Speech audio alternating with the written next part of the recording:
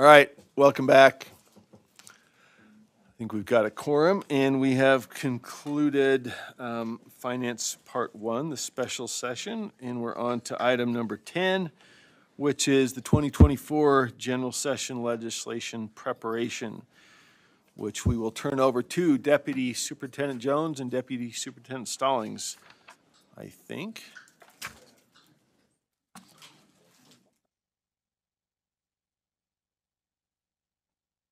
We are now only 3 hours behind, just in case somebody's counting. Go ahead. Okay, well, we'll try to be quick. Certainly not your fault. We don't have money for dinner. Oh, Chair. Right. Yeah, Chair, if it's okay, Chief of Staff Young's up here with us too, so. Thank you. Really, essentially, I'll try to be as succinct as possible. This is an agenda item that's intended to do or allow for you as the board members here to provide your recommended funding requests. Trying to get away from the business case term. But if you'll recognize Chief of Staff Young, she can provide more of the details on that. And we've already prepared a template for you to make motions if you so see fit. So can you recognize her? Yes, Chief of Staff Young, welcome. Thank you. Thank you. So Chief of Staff Sarah Young, very similar to the format that we just followed related to the Finance Committee. This is for all board members to be able to have the opportunity to direct staff to develop a comprehensive funding and or we will get to policy request related to actions then that the full board could consider for adoption and prioritization in the August board meeting. So the way that we have structured this, we have the template that staff fill out as part of backup, just to help inform you on the different items that we will respond to in terms of preparation. But we really do seek the board's guidance in terms of specific topics and or solutions, resources, or policy solutions that we as staff can draft to support you in your future efforts with the legislature in addressing needs for K-12 education. We're happy to answer any questions, but also would seek your direction on if there are additional items that you would like staff to address. All right, thank you. Questions or comments, or the floor is open for motions and proposals for the development of funding requests. And I see Member Straight, Member Hart, and Member Booth.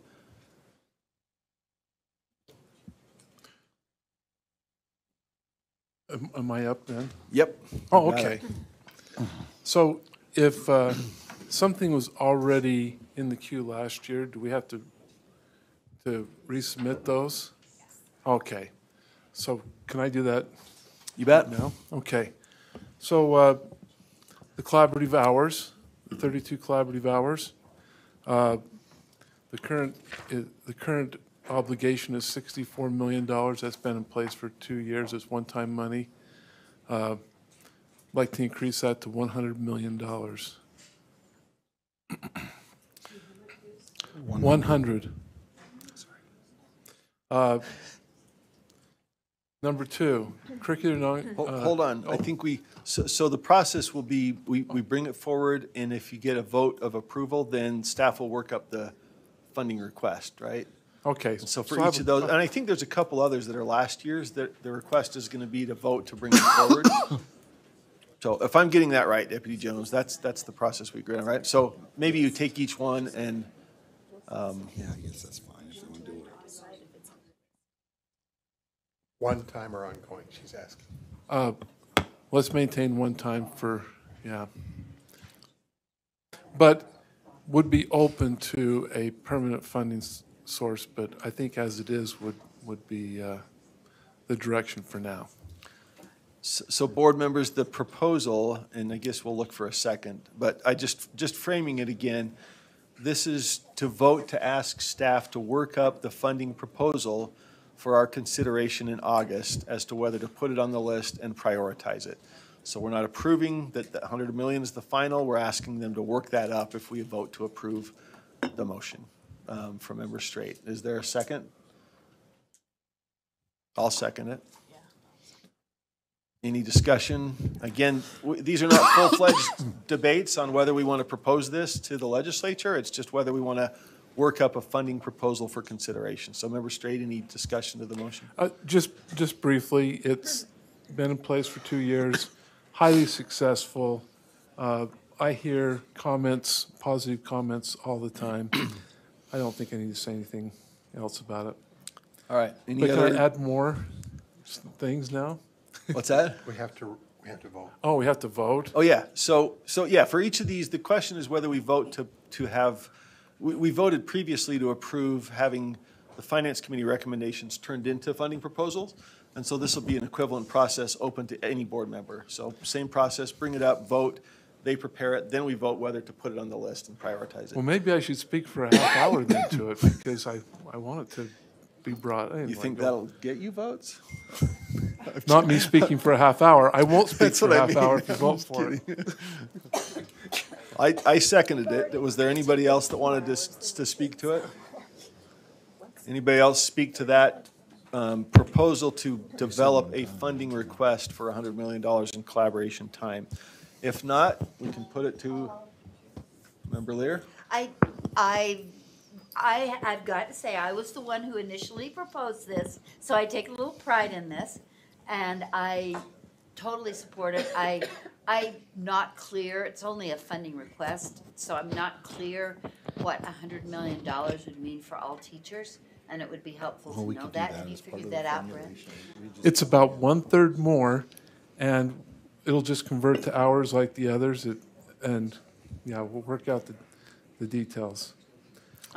So a third more than they're getting now is what you're saying. It's 64 million right now.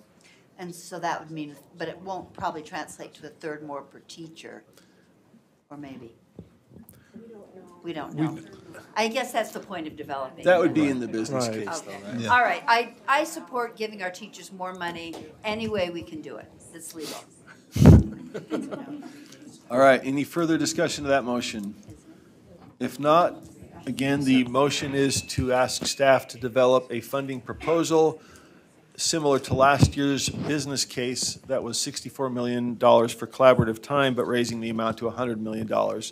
Again, we're voting on developing that, not yet on final approval of that as the request for the legislature. So with that, all in favor? Sir, I have a question. Oh, there's a question, I'm sorry. So It's my tucked question behind your is, laptop. having I got you. filled out some of this paperwork, it's, I don't know, a little bit cumbersome for educators. Well, in my district it was. And I'm wondering if we couldn't have, instead of directed hours, just have a certain number of hours that are programmed into the school year, maybe. I don't know, but that paperwork was overwhelming for me personally. It was very cumbersome to fill out and check all the boxes and align it to this and align it to that. It's just a thought. So would that be part of the funding proposal that's worked up for our review in August? Would it be, we include a description of what it would take to get the funding? Whether or not there's paperwork, and if so, how much? Member Chair Norton, were you gonna? That's an LEA issue, because that's not the way it happens in every LEA. Okay. And my question is that something that we would have brought to us We for write a consideration in paragraph, what we August did. before we decide whether to approve this? Right now, we're asking for a business case. Would that be included in a funding proposal? So right now, Would that be included in the funding proposal? each LEA developed a policy around the parameters. And, yeah, Okay. I would assume that would be addressed. I mean, we don't need to decide right now whether we want to approve this. We just need to decide whether to work it up for our review. And I would assume that review would include whatever paperwork requirements there are to get the money, right? So that would be part of our review process in August. Okay, any further questions? If not, all in favor, please raise your hand.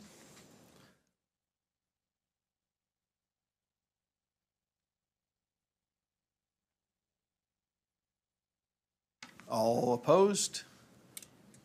One opposed, Member Klein. Can I come back to you, Member Straight? I just want to make sure we rotate. You had two or three I had potential three. proposals. I had three. Three? Let me rotate around. I will come back to you, though, Okay. I promise. We'll just spread the love to every board member. Vice Chair Hart? I would like to move that we bring back the teacher leader issue, thing that's no longer a business case, that was previously approved by the board. I think this goes back to what Superintendent Dixon was talking about in her superintendency report. Some of the really cool things we have going on in this space, and I think, Do we have a second? speak to this. Second. Seconded. Okay, go ahead. Sorry. I think that we might want to, we definitely would want to consider some changes, but I think the idea is very worthy, and we've primed the pump, and we've done some things even without the funding. It's time to get that funding in place. Our teachers deserve a career ladder. We need to, as someone who keeps losing teachers for the next year, we need to do things to keep our teachers in the classroom, the ones that are excellent. So that's my plea.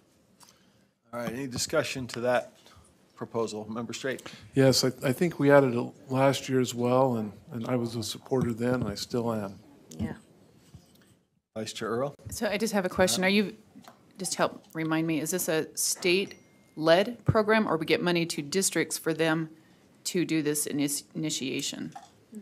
Was that, or I'm just trying to understand, is this something a district can already do? And this is match. funding for them? Kind of a match? Yeah. It was Okay. written up as a match last year. Is that what we want to ask that this is as well? Yes. Okay. I would rather see a buy-in than we provide a Yeah. program, because then it just Right. doesn't, there's no Right. ownership. Well, different districts have, and LEAs have gone into the space in different ways. I'd Okay. like to maintain that flexibility. Okay. Any further? Member Straight? So I hope I'm right on this, but I believe this was approved, and then COVID took it away before it could even be implemented. Is that correct? That was 2 years ago. That's a That was different one. That was Oh. a different one, and then we did a little something different last year. Okay, but it's sort of related. Yeah, But it It's was, kind of the, we kind of went into that space without the funding, like Superintendent Dixon was talking about, and so it had kind of adjusted a little bit, and it would need further refinements. Senator Milner ran a bill, but it did not have funding, and it referenced the different types of teacher leader. The business case we did last year included master teacher track and that kind of thing, and matching to incentivize districts to innovate in that area. And then it ultimately was not pushed through the legislature, and so it didn't get funded. So the idea is to bring it back. Okay, any further discussion to that one? If not, all in favor, please raise your hand.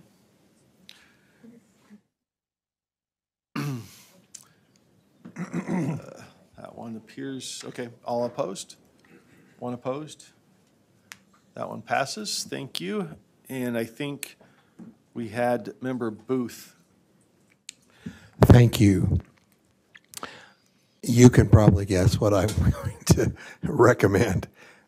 We've been recommending each year that the Beverly Taylor Sorensen Arts Learning Program be expanded to be offered to every school in the state. They did increase this year, this past year, but did not quite yet get up to the point of having every child in Utah being given the opportunity. I'd like to recommend that we organize the whatever we're calling legislative request so that it would fully fund again, knowing that even when we make that request, it probably will be considerably less than that amount. But I would love to continue our forward march to try to get every child having an arts experience in their individual school throughout the state. And right now, we're about 3/4 of the way there. There a second? Second. Seconded, Member Straight? Or others? Any discussion to that motion? If not, Member Bogus? I like his idea. All right. With that, all in favor, please raise your hand. Appears to be unanimous. Thank you, Member Booth. We have Member Davis and then back to Member Straight, I think. Yes, I'm actually not moving a motion at the moment, but I just want to put a bug in the board's ear, as I did in Finance Committee, that we are still waiting for data from the WestEd study on special education financing in the state of Utah and its impacts and needs and what's happening where. And so I have started hearing from LEAs that they are particularly stressed about special education funding and keeping school aids and such. And so I just want you to know that that may be coming, even though I'm not requesting that today. I don't want to do it prematurely before we get the right data. Do we know when that's coming? We don't, and I keep asking, but we don't know yet. But hopefully it'll come in time to really use it to make a difference. For August and Yes. September. Member Earl? Is there a second there? I guess there's no. Can we put it on, and then if we have the information, we can, yeah, I would move that we did that, whatever that needs to look like. Dr. Voorhees? Thank you, Chair Leah Voorhees, Assistant Superintendent of Student Support. We will likely not have definitive data by the fall. We will have some data, and it may be enough to be able to fill out a funding request, but they are actually not scheduled to finish the study until this time next year. Oh. They're doing an in-depth study in LEAs, which is why it's taking so long. Okay, may I follow up? Sure. Well, then you're not going to have a motion ready to put up on the board. But I move that the board directs staff to develop a legislative request for the 2024 legislation session for special ed funding with whatever data we have available by the legislative session. Okay. Actually, it would need to be before that. It would need to be by September, because it moves in October to the governor. September at the latest. All right. There a second? Second. Seconded. Any discussion of that motion? Okay. With that, all in favor, please raise your hand.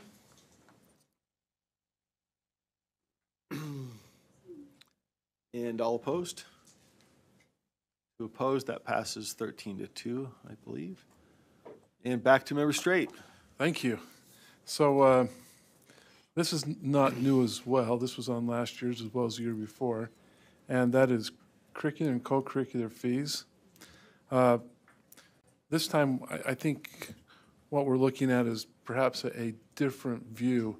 When it got bogged down 2 years ago, it wasn't because there wasn't lots of support. There was lots of support, but the funding and does it go into WPU, all these different things really shot that down.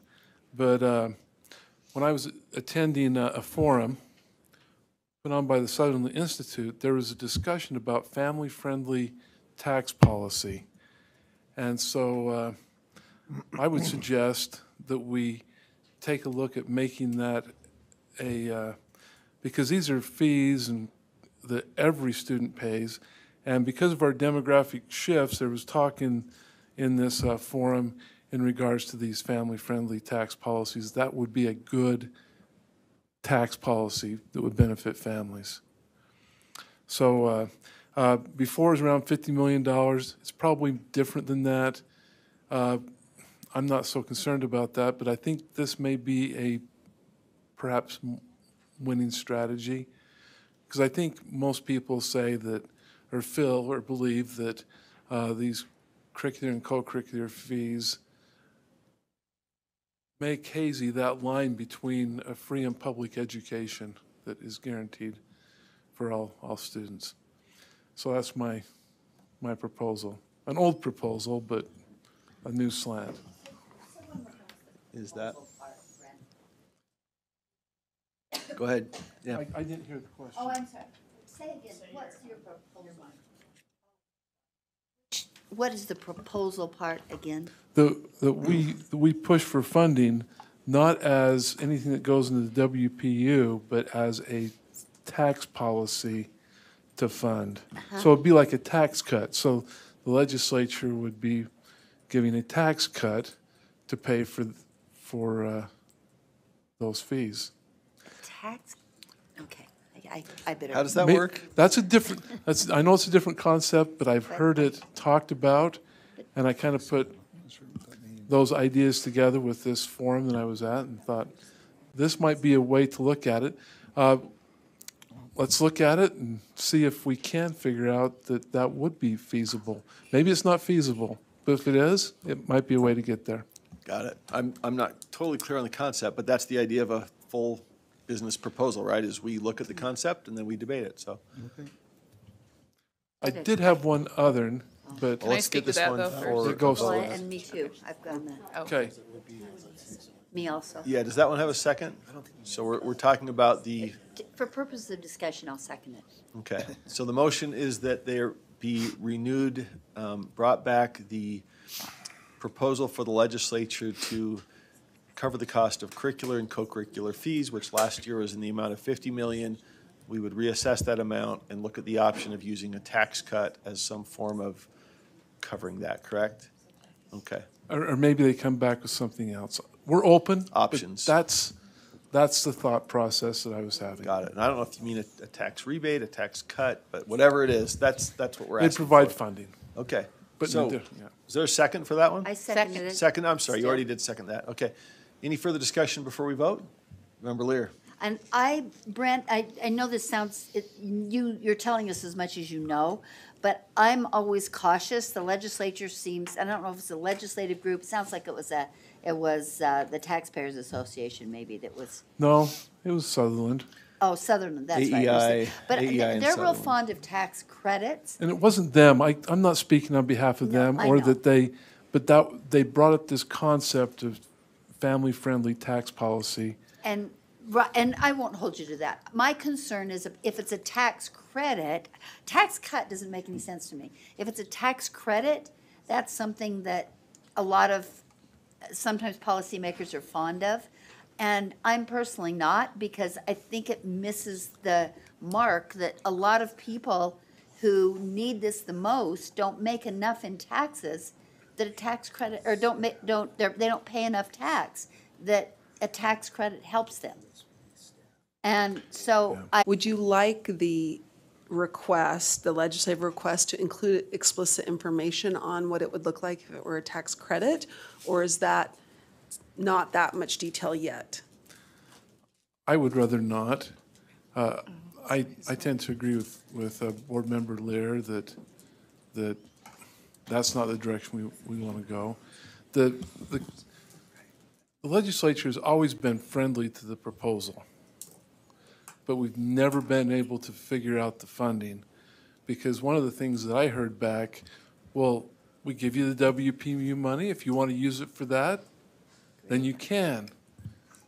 So, but that doesn't really work as far as from each LEA.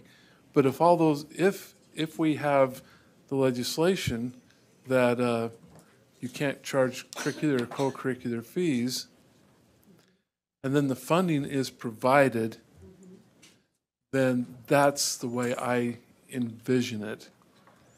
And yeah, and so the stream is still the same. It still comes from the income tax fund, but now it's viewed as a tax cut to benefit families. So it's more of a perception, and it actually creates the good policy.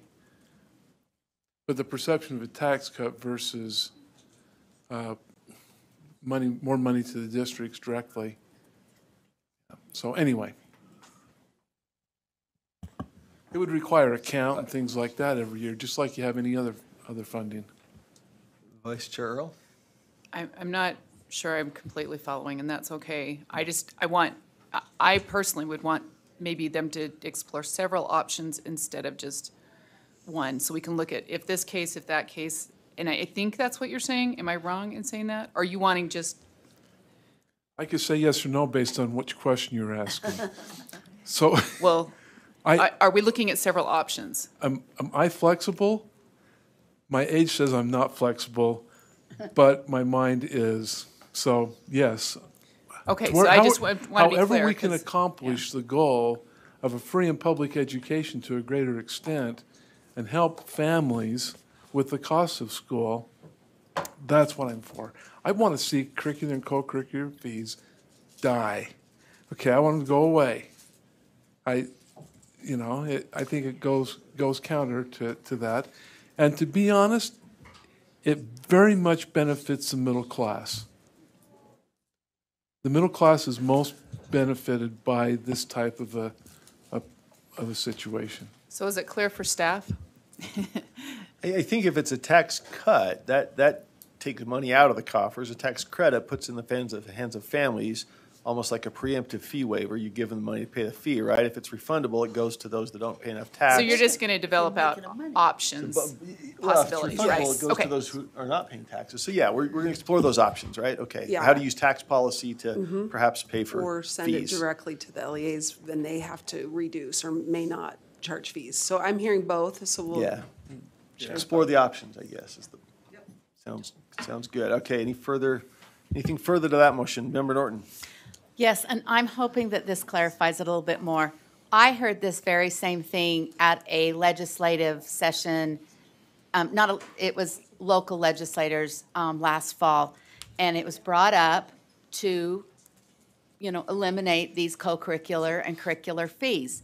And the legislators said, so they just wouldn't be paying this, the parents with children in schools wouldn't be paying this amount of money that they've had to pay in the past for this education. Yes, exactly.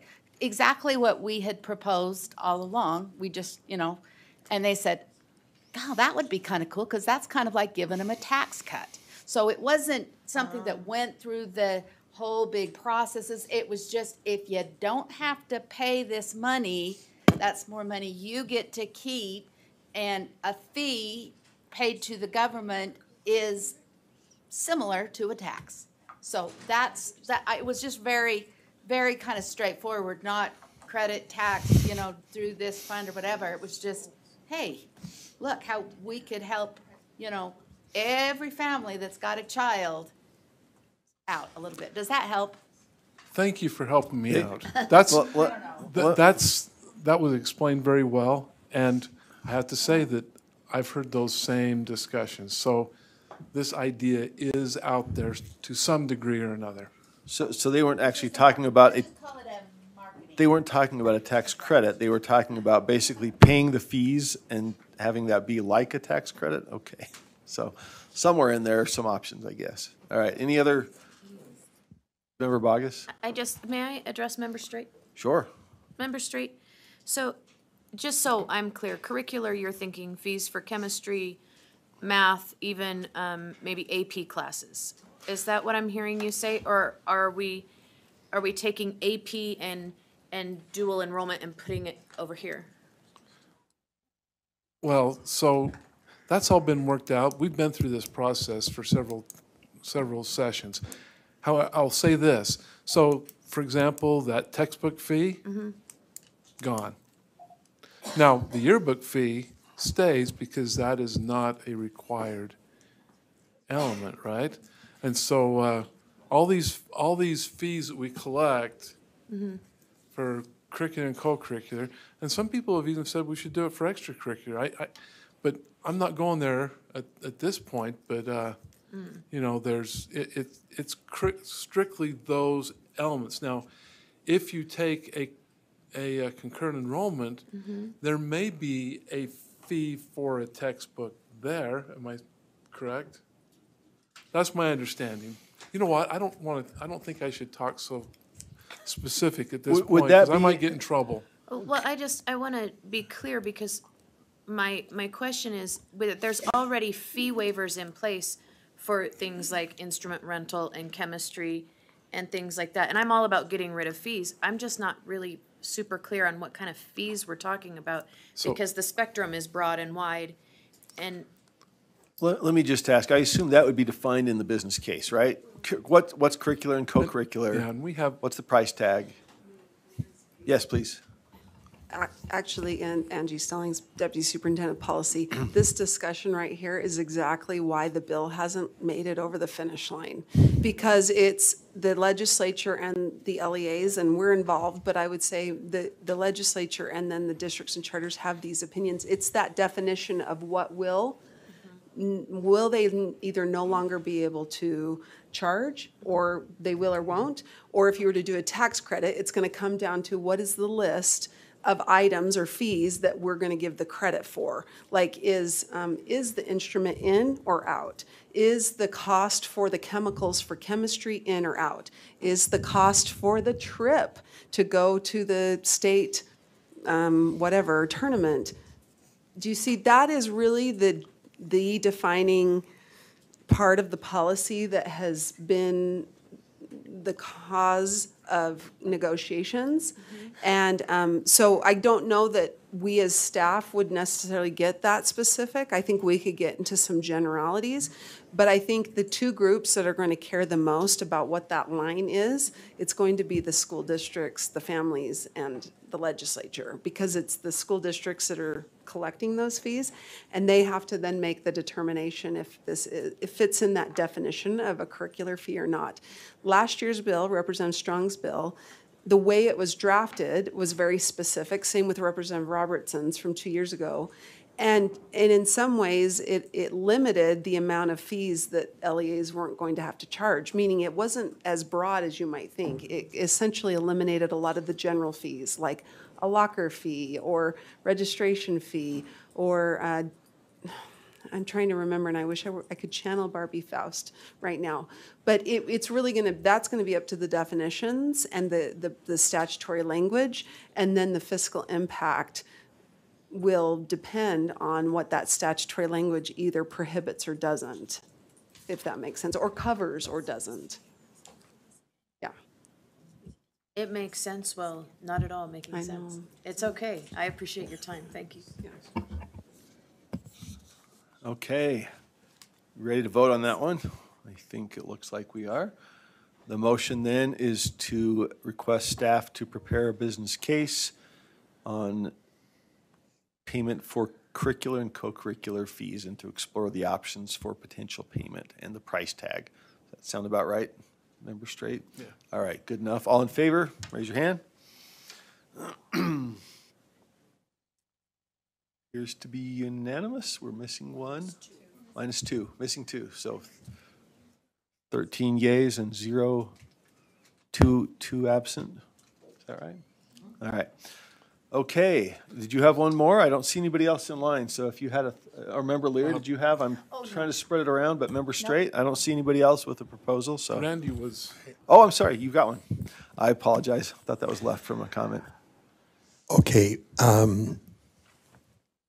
with 16 years on the Naval Board, the ongoing subject of concern after every legislative session was transportation. We just didn't get what we needed, and how are we going to do it? And we already have enough transportation woes, and we can't find the bus drivers, and we can't transport the kids we need to transport. And if we're talking about safe kids and safe routes and all of that stuff, buses could help a lot. Even just buses to do what needs to be done, what is already allowed. They just have to subsidize more and more with the price of gas. And I mean, they're in a world of hurt. And we've had this up for a lot of years, and we've gotten some help probably every year, but we really would be taking a major burden from the LEAs if we were able to get the legislature to really support this and help us solve the problems that need to be solved from a transportation standpoint. Okay, is there a second? second. Seconded. And Member Booth, you've discussed, but anything? Sorry, I didn't mean No, to. I let you go. I forgot to you. ask for a second. Thank you, I apologize. Fault's mine. No. So just wanted to give you the opportunity if there's anything more. If not, then we've got Member Straight, Member Bogus. So when Representative Ballard was here today, she talked about the safe routes and properly funding student transportation is a big deal. And, we should be providing more routes, and perhaps we even need to change the formula. And I know in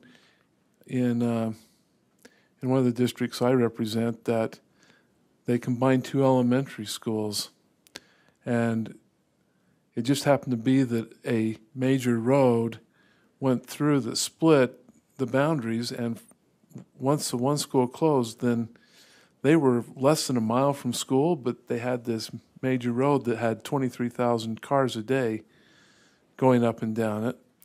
And so the district made the choice to bus them instead of any other option, and they took the costs themselves. It would be nice if our funding were to recognize those special circumstances. And so I think this, along with Ballard's bill, proper funding will give us more options. So anyway, that's why I support it. Okay. Any other comments to that motion? Member Bogus. I do have a question, and I'm not certain, maybe Member Booth can answer. So is it the proper role of the state board to advocate for this money? And I would ask the question, is it the proper role of the legislature to fund a local issue? Wouldn't it be more appropriate for our local LEAs to, maybe we mobilize this money in so that it comes in the WPU, and then local districts deal with this by themselves? Because it seems to me that it would be better addressed at a local level than a higher up level. We've got a broad array of needs in our state with regard to transportation. It just, I would ask the question and then maybe have an amendment. Yeah, Deputy Jones. So, Chair, Board Member Bogus makes a good question in that sense of, and I really do think, I'm not sure of the history, it predates me, but when Ron was up here with Representative Ballard, he pointed out that, code right now requires that the state only pay up to a maximum of 85% by or each LEA. So I think there is that balanced approach, if you will, of, hey, local district, districts are the transporting districts, charter schools, there's some exception out there. But anyway, I think that is really the key there, is that they're trying to balance that aspect by trying to provide that. Whether or not they went to it exclusively like, hey, all of the burdens or all the costs, so to speak, of transportation are incumbent on the local, that would be very, very expensive. And then you're probably going to create a lot of concern about, equality and the ability for school districts to pay for that. So hopefully that helps. But I really think that was the genesis, if you will, of the the funding formula that the legislature put in place for pupil transportation, without knowing completely all the history behind it. Thank you, Deputy Jones. Does that answer the question? Any, yeah. Yes, I think yes, I believe so, sir. Thank you. Could I make an amendment to this motion? You can propose it. I would love to propose an amendment. Sure. I would move to amend it to add the language including funding transportation that in a manner that allows LEA autonomy and execution.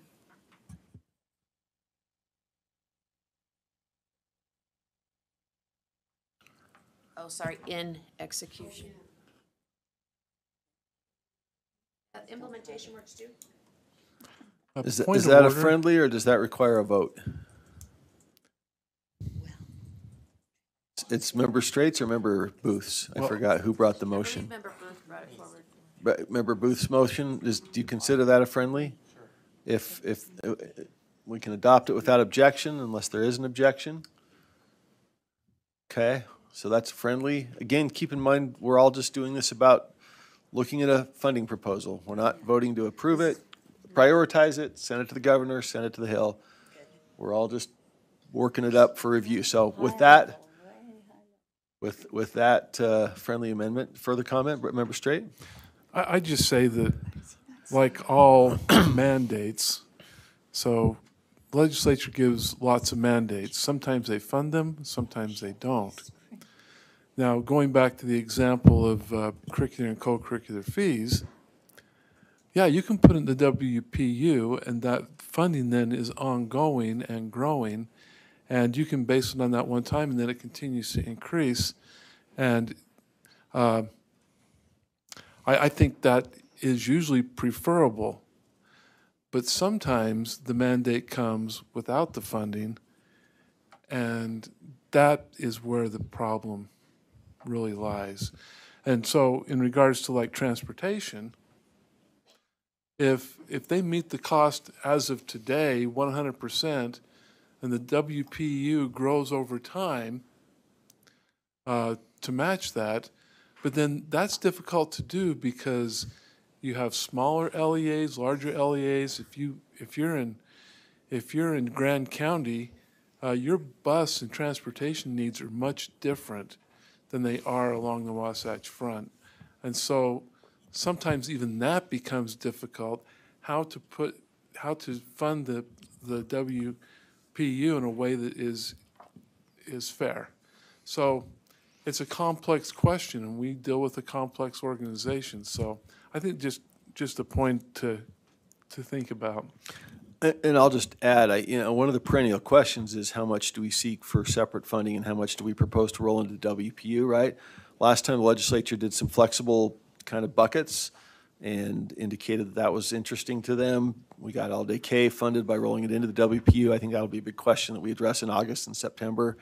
We're going to have all of these added up are going to be a pretty big price tag, and then we start the process of prioritizing and seeing what we want to suggest above and below the line. So this is kind of a preview for a deeper discussion, but right now we're just asking what elements will be involved in that discussion. So unless there's any further discussion, I'm sorry, Carol.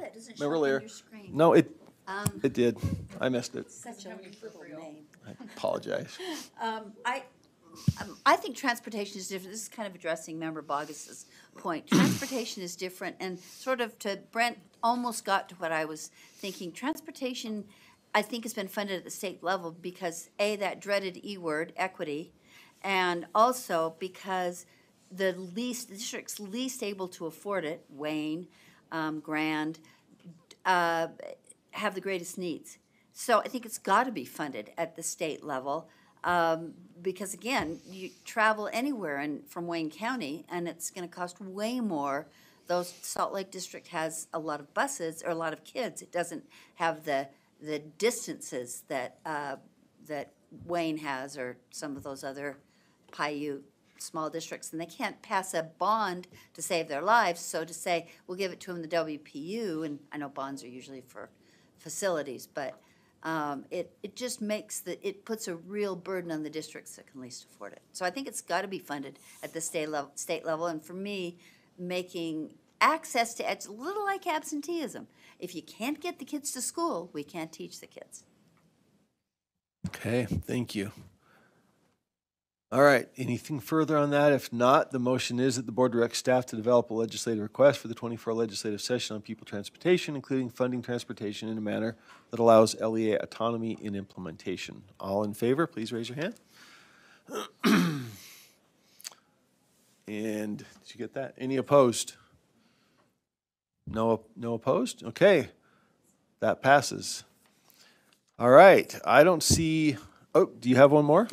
Or two more? Or Well, go for it. I see no other lights, so the floor is yours. okay. I'll just do one more today. And I will remind members, August and September. Yeah. September's our final opportunity to prioritize and at least vote for things that we want to send to the governor's office. So August is a good opportunity. August is our last chance to request the development of a funding proposal, which could then be voted on in September. So still a couple more shots at it. Okay. So This may be one that is very preliminary and one that it just, I don't want to create too much discussion, but maybe just start looking at this idea, and perhaps it will catch on. But it kind of goes along the same lines in regards to family-friendly tax policy.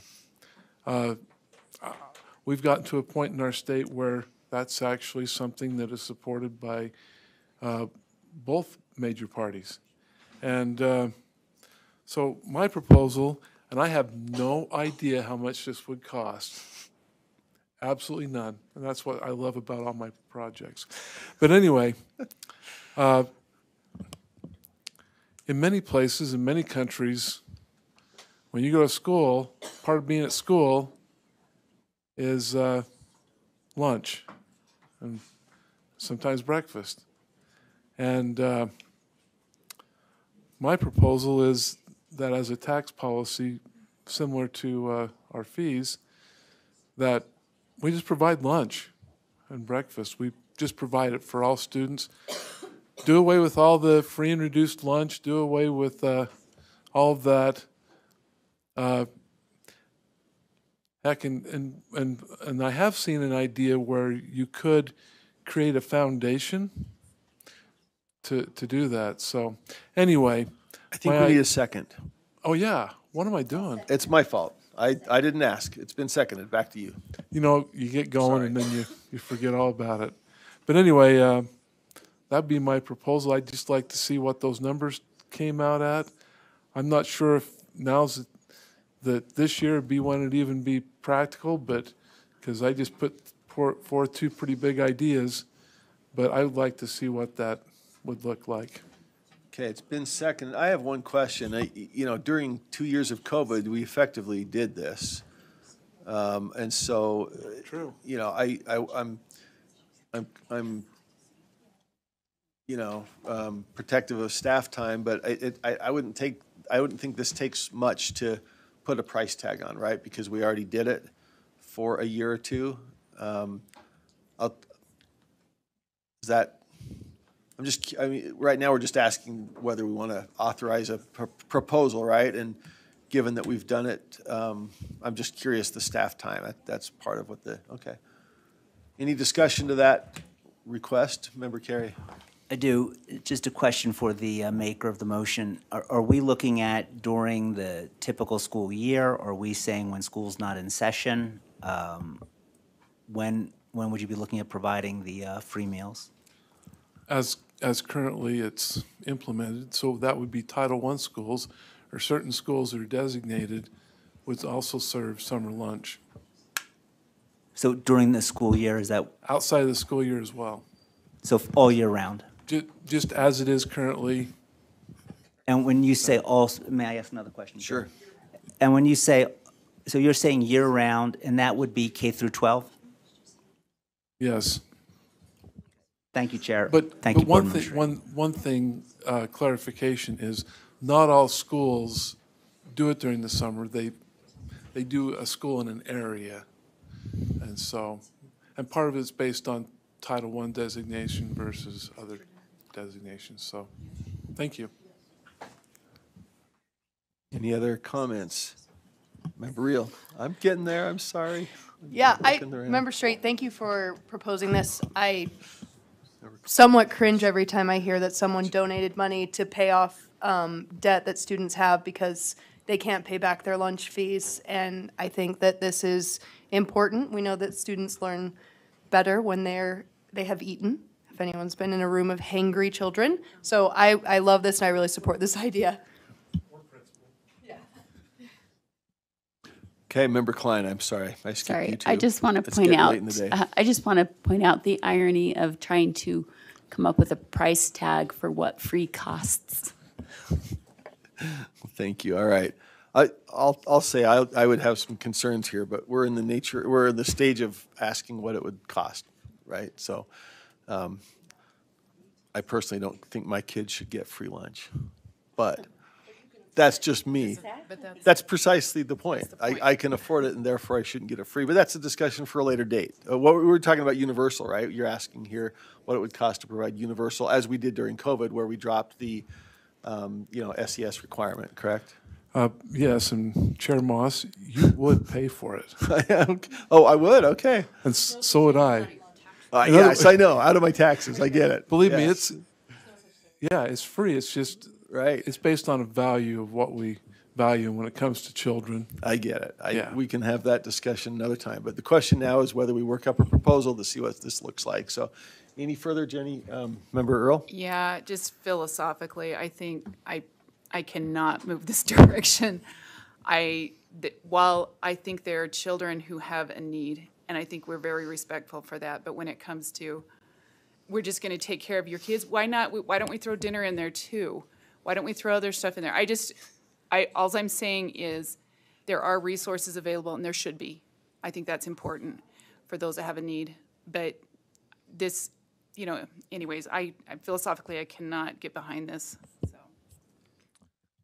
Okay, any further? And I think that's my thought on the merits is means testing rather than universal. But the question here is whether we work up the proposal to tell us the price tag. So all in favor of the motion is the board directs staff to develop a legislative request for the 2024 legislative session on providing free school meals to students in alignment with existing LEA implementation. All in favor, please raise your hands.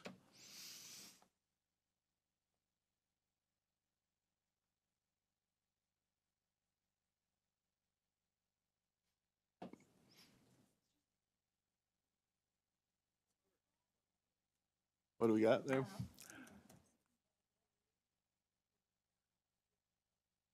Oh, we didn't ask for did we get how many in favor? You need 8 in favor. 7 in favor, so it fails. We need 8. All in favor? 1, 2, 3, 5, 6. Okay, so that passes. I think there will be vigorous discussion when it comes up, but approve the business case. Member Carey? Yeah, I'd like to make a motion. I'd like to make a motion that all the motions that were just approved, that we get a combined price tag on all those proposals, and that the board prioritize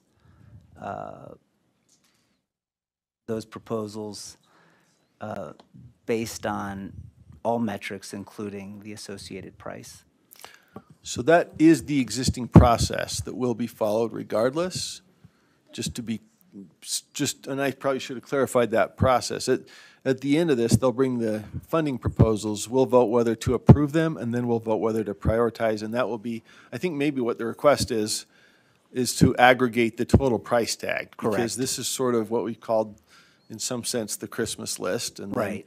we look at realities of revenue, and that's a moving target, and we don't know entirely until the session starts. And we look at a lot of things, right? So I think if the motion is that we eventually prioritize this, that's already in the works, if that's all right. Yeah, and I can leave that out, but I would like to see Get what a the board total price just tag. voted for in terms of dollars. Yep, okay. And keep in mind, we've not voted for anything in terms of asking the legislature. We've asked to put things on a list so that we can decide what we want to support and then prioritize. But that's the motion, is we have an aggregate of this plus the previous ones that came out of finance, right? So, and that would that include, I presume, anything that's requested in August, that also have a rolling aggregator so that we know exactly what the full price tag is as we go through this process? Yes, and I'd like to speak to the motion. Okay, any second to that? Okay. Back to Member Carey. Yeah, and I think it's just important that, the board maintain that transparency. We vote for all these things, and I think there's merit in some degree, some more, some less, to everything that we voted on. But I think it's important that the taxpayer, that parents, that the stakeholders, that they understand that there is a cost to this. And I think that when we divvy it up and say, well, this program cost this much, and this particular program was this, that can get lost. But I think if we keep that aggregate, and then we know as a board, wow, we just asked for $1 billion in funding or $500 million. I think that's important not only for transparency and the taxpayer, but for us as a board to know what our wish list would cost. Thank you. Okay. And I will certainly speak in support, and that's a big part of what we do. We get a lot of ideas on the board, and then as we go through crunch time, we narrow down to, what we consider priorities and what's realistic and fiscally prudent, and so I'd certainly speak in support. Any other discussion of that motion, Member Hymas? Yeah, just out of curiosity, maybe I missed something. We do this already, is that right? Well, aggregate the total? Don't we always look at that and? I'm getting nods of heads. Yeah, that's why I'm wondering, maybe I'm just Maybe you taking more could time than clarify. necessary. I don't know why we're voting on this when we do this already. Is this always part, I mean, I We kind of, always- I can't remember if I've gotten on my calculator or if there's always an aggregator at the bottom. Yep. Chair, every year we've Okay. done this, we always aggregate it because we All have to provide that level of detail that Board Member Carey's proposing to, Yeah. and in accordance with the Budgetary Procedures Act.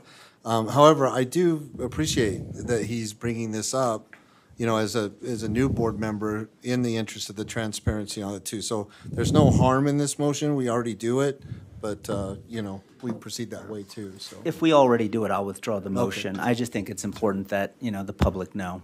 Yeah. And they will, Okay. sir. Yeah. Chair, if I may provide a clarification. Please. One thing that I will note, because you'll see this in August, is that when we run the totals, we will not have a comprehensive total until the board votes on what percentage of the WPU they would like to see. So we will total everything that we have a hard number for, but because that WPU category is still flexible based on board direction, that is the one variable that we will still be asking for additional details on. And then if I may further the clarifying further. You bet.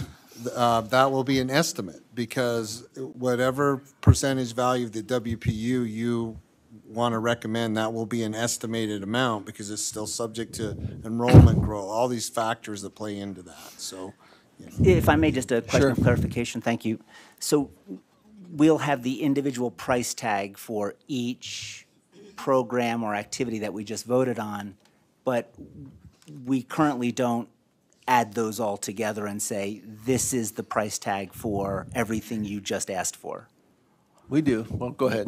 Correct, we do, but we have one box next to the business case related to the WPU increase that usually says to be determined, because we're still awaiting board direction. That, I just highlight it because that is usually the largest budget category that this entity asks for and makes a big difference in that total aggregate. So we'll give you the total minus that amount in the tracker. Yeah, I'll withdraw the motion. Thank you. Thank you.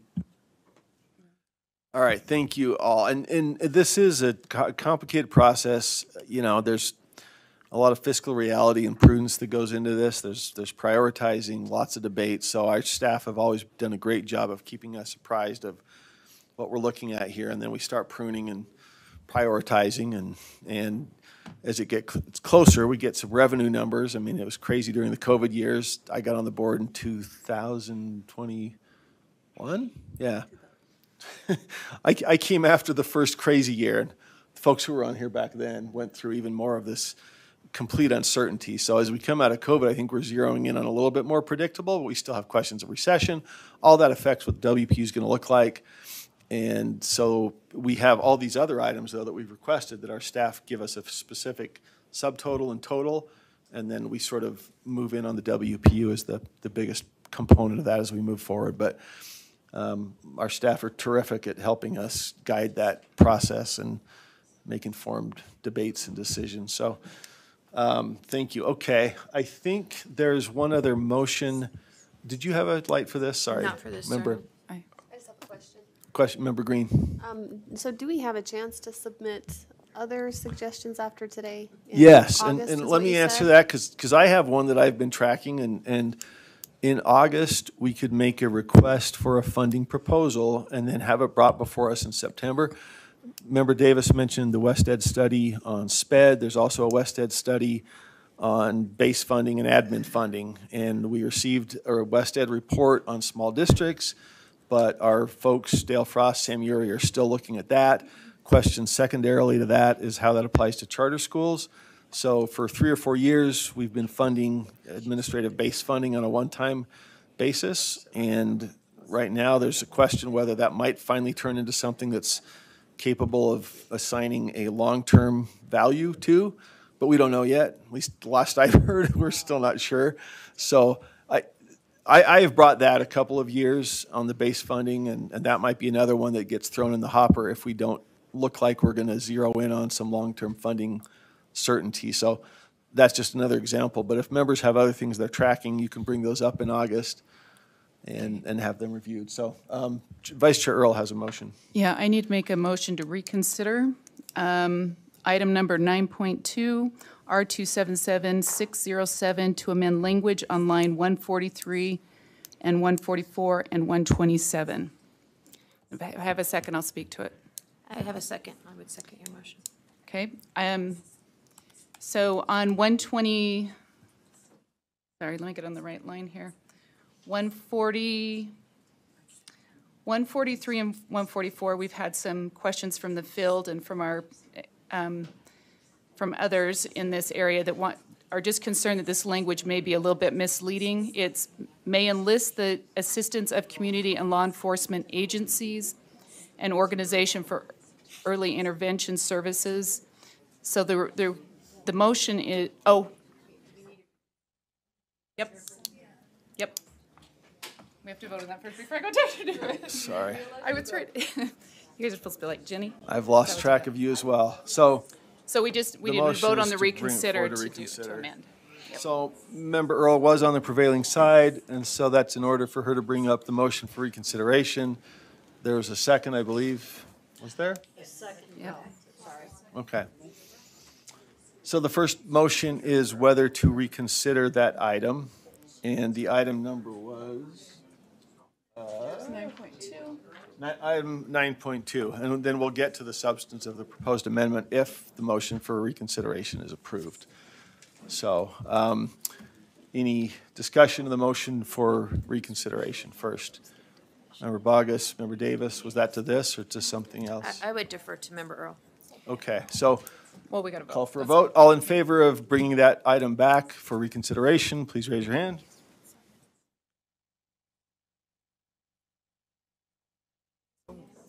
Unanimous? No, Matt didn't. Any opposed? Matt's a no. Okay. Member Hymas is a no. Is there a way that? Yes, Member Lear. Is there a way that we could actually see, this has become such a, I was going to say a kind of semi-bad word, but I won't. This has become such a combination of Band-Aids that I can't even see what this thing looks like. Because I've got another amendment I want to make, by the way. So the motion to reconsider has passed. That brings back Member Sybil. That brings back for all purposes or for the purpose proposed by Member Earl's motion? It would be in the This is a Member Lear motion. So you can't. Or I'm sorry, Member Earl motion. So Is that the board reconsider item 9.2 for the purpose of amending those two items. Is that right? Is Brian with us, or do you know? Is that the? Oh, Brian's there. Is it limited to? And I should have read the whole motion. I think I skimped on my reading of the Board motion. reconsider item 9.2. So The motion was reconsider It was to item 9.2. Brian, you're on mute. No, he's not. Oh, am I just talking over? Can you hear me? Sorry. No, can you hear me okay? Louder. Just need you louder, Brian. All right, I'll yell. If Member Lear. We can't hear you. Sorry. Let's see if it's our end or yours. All right, let me work on There my we go. volume. We got you. No, we got you. We can hear you. Oh, you got me better? I would say if Member Lear's motion is germane to Member Earl's motion, then it should be in order. So let me read So Member it's Earl's. related. Yeah, let me If read they're Member related. Earl's motion in full. And we might have to just take that vote again. I think I Point of only read the first clarification, part Chair? of the motion. My Yes. motion. I don't think what she said is what is written on the board. I think she used different language. I did, and I will. Let's get read the that. full language up there. I apologize. I don't think To reconsider item 9.2, R277607, to amend language on line 143, 144, and 127. all right. Can we get that up on the board and then we'll read it? But like I said, can we see the whole rule by any chance? Of course. I think we Something. have it as it was previously passed. Yeah, we need to get the rule up there.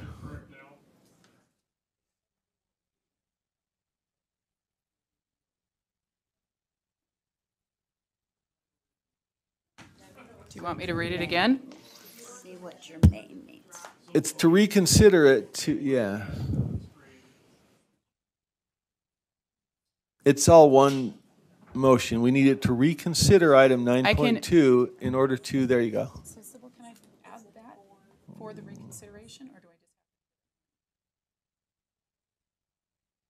just? Okay, so, yes, that would work. So my motion would be to amend R277, 607 draft 8, that the board strike lines 143, no. Hold Yeah, it's on. up above, yep, sorry, I'm like, yes, that looks right. So the top line is now correct, that the board Yep. reconsider item 9.2, R277-607, to amend language on lines 127, 143, and 144. Does that frame it appropriately? Reflects member Earl's intent? Okay, so then do we have a second? And I'm sorry I second botched it. We have a second? I second it, Okay, yes. yeah. All right, now that we've got the language right, all in favor, please raise your hand.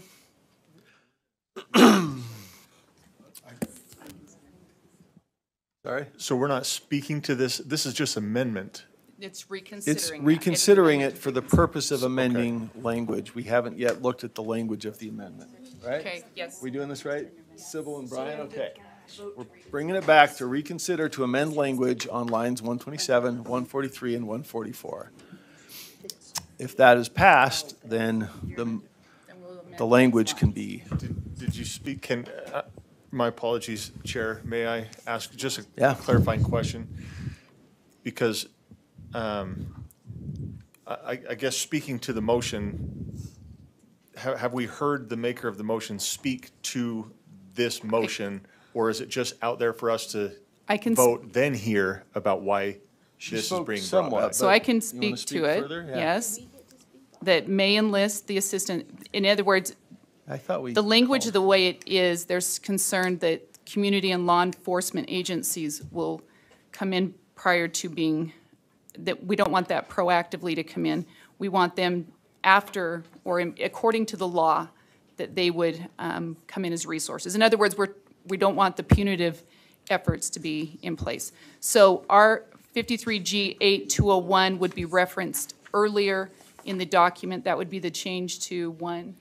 I'm sorry, Member Earl, I believe it's 211, not 201. 211. I believe so, I could be Line wrong. 127 is where Ben had recommended it be inserted. I'm just saying that the code line, I believe you said 201, and I believe it's 211. Okay, I apologize if that was the case. No, that's okay, I want to make certain I'm clear. So it's still referenced in there, but we're not calling it out as a, Okay. there was concern that law enforcement, they would be introducing them earlier than necessary. Thank you. And that there was concern that that would be punitive in nature. Thank you. Yes, thank you, ma'am. Okay, any other discussion to that motion? We opened it before and had no lights. Member Davis, did you have a light? I still, Member Lear? I would like to see the rule so we can see the context of this. So, Before we vote on it, and then I thought we were just voting to bring it back. No, if we're voting to bring it back, we already voted to bring it back. no, listen, I botched the first, Yeah, you should I did not- voting to So you gave him a do-over. correct. We're voting to bring it back, and then the specific language would be presented. Okay. That's correct. But at the same time. It's a two-step.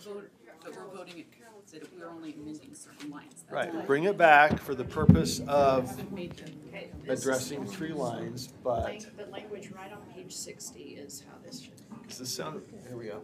Or 132. Or 132. So you would just say, Mr. President, I move to reconsider the vote on.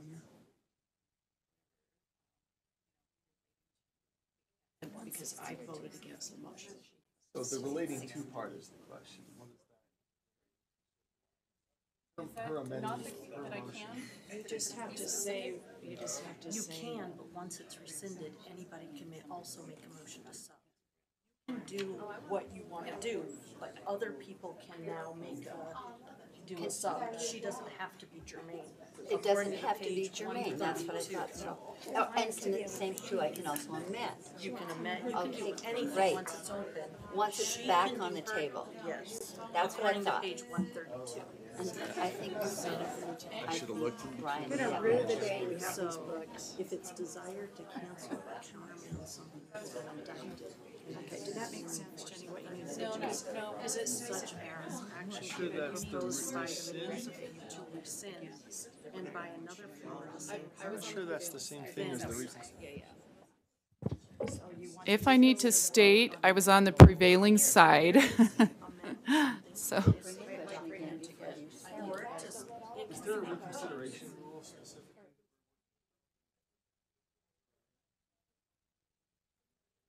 What's the, is that Molly's looking at?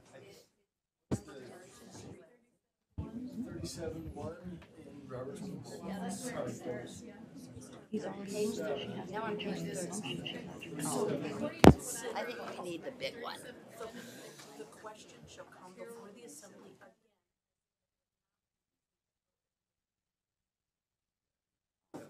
There you go.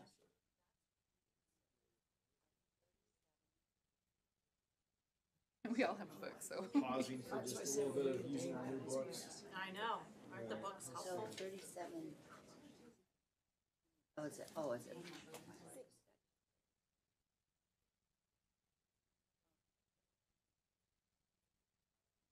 Oh, here we are, okay.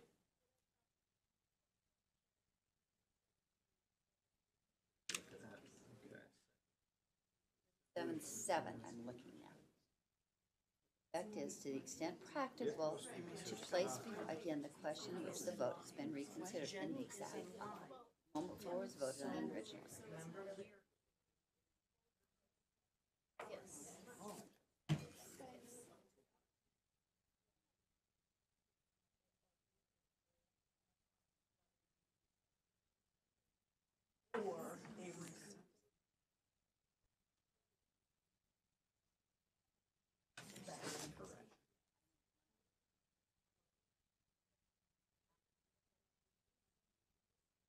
All right, I think it is 37-6 and 37-7. This is coming from the field.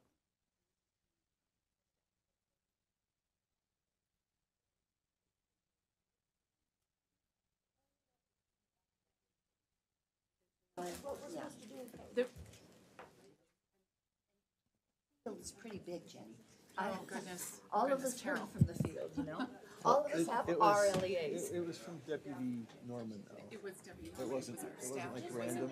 It was through our. My favorite person. No, I'm saying that there is the field, and then there's the field, and all of us heard from the field. And I know not all of us are privy to what Deputy Norman said either.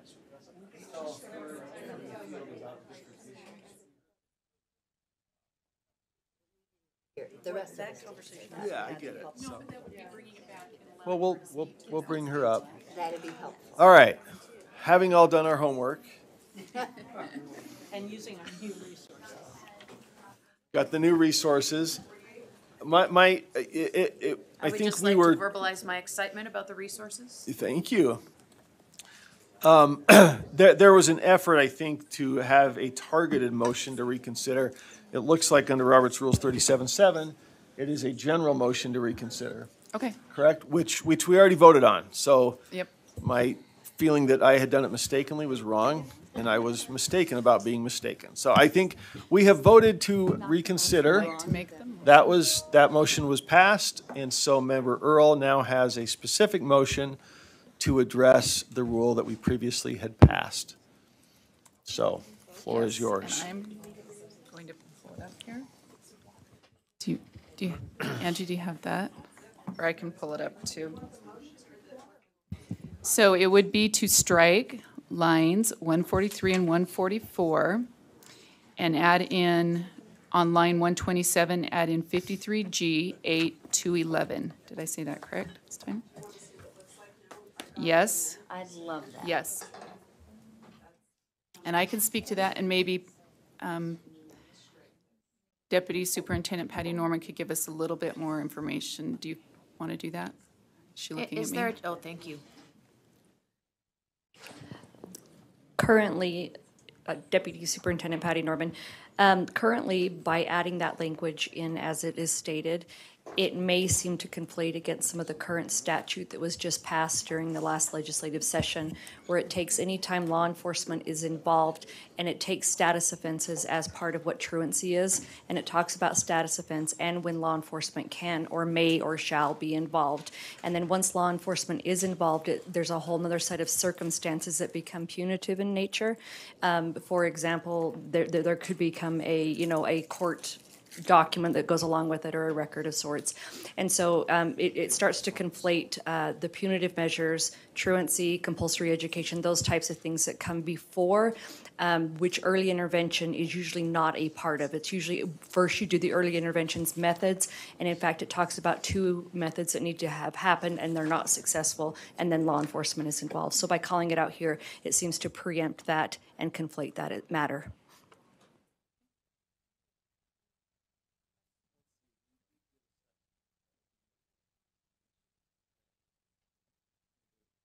Yeah, I just have a question for Deputy Superintendent Norman, based on what you just said. So earlier they said if a family chooses to not participate in an intervention, that was totally fine, but from what you're saying, it could escalate the situation to involve more punitive measures if they don't. So, not necessarily. What this is saying is in 53G-8-211, it does talk about Class C misdemeanors, truancy, and when law enforcement can be involved. And there's a certain time law enforcement can be involved. By adding this in at this point in time, it appears that law enforcement should be involved for early intervention measures, and it's usually not a part of early intervention. Usually law enforcement is called in after early interventions have occurred, and then law enforcement is called in, and then there's a set of things that have to be done according to the statute that is mentioned. And that's for even like a situation where a student is chronically sick? Yeah.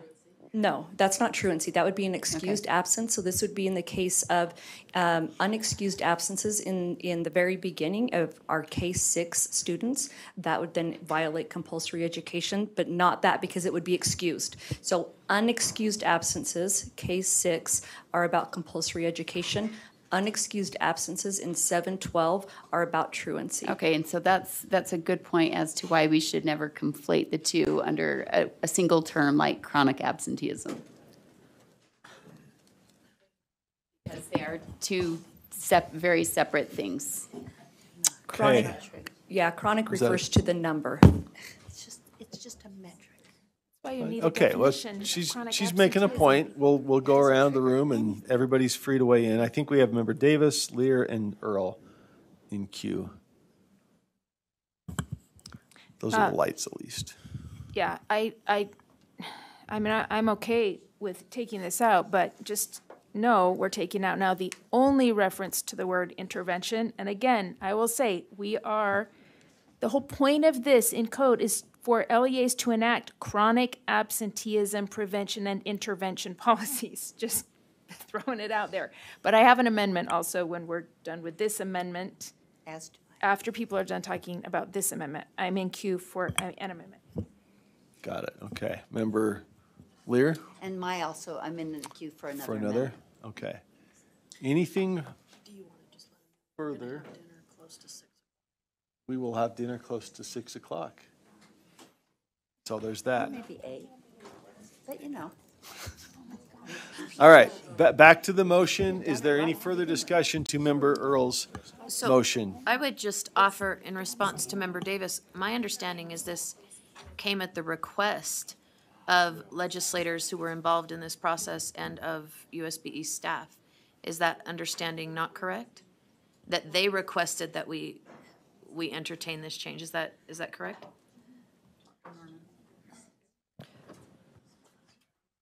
Yes. Take it out. but- You just now have. Again, Deputy Superintendent Norman, the study that was mentioned prior during public comment by John England and what was happening during that committee, it was talking about non-punitive measures and supports. It was not talking about punitive measures. And that's why some of the recent legislation that just passed was talking about supportive measures, not punitive. Yeah, so I don't think that the removal of that word is nefarious. It was a requested removal. That's why we need to put in somewhere else in a positive. All right, any further comment or question? I'll just, go ahead. Well, I've got another comment on this. It's not so much that there's a problem with removing these lines. It's a problem that without those lines, having the definition of intervention in the rule, which is the purpose, a major purpose for the rule, is not necessary because now you've removed the only place it's used in the rule. You see what I'm saying? There's a definition of intervention in the rule. If this is the only place it's now used in the rule and it's now being crossed out, then we should also cross out the definition. And that was the purpose of this directive from the legislature, as Cindy read it. So can I ask I think these are all waiting. Can I ask my question? Yeah, I think there's other folks waiting to make other amendments, right? Yes, So is that a question so for this? my question then is, if this were amended, what interventions are left in 8?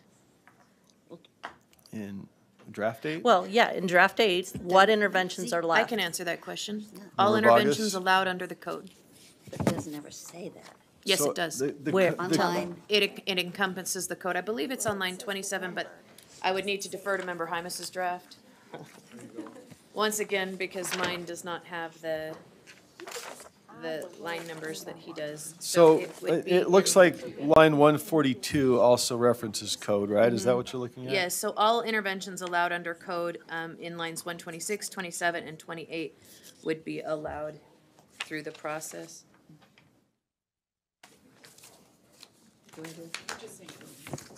but yeah, it needs to use the word in order to satisfy the code, but it satisfies our directive. Where we just And have so the we could- 53G, where we added it there, we could say outlines attendance expectations, conventions, and definitions. Sure. No matter, it doesn't make sense, but. Well, make we sense. have an amendment. There is a reference to 206, which is where intervention is described as a series of non-punitive, individualized activities, right? Trusting relationship, improve attendance, et cetera. That's the word intervention is defined in 53G 6206, which I believe is referenced After activity. in the rule, but I think the rule only references 206.3, not 1. Patty had her hand up. Correct? I just am going. Deputy Norman. Yes, thank you. If on line 143, if you wanted to make sure the word intervention was left in there, if you change the word law enforcement to juvenile justice and youth services, that was within the spirit of HB 400 and the entities that worked on that, and that is where the FTE went and all of the other related services of HB 400.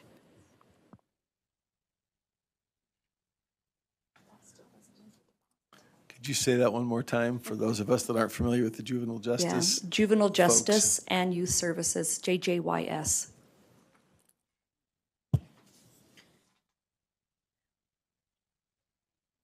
That provides all of the intervention services that are currently being offered so that students are not referred onto the criminal justice system or involved in the courts or law enforcement. Okay, so is there interest in adopting that as an amendment?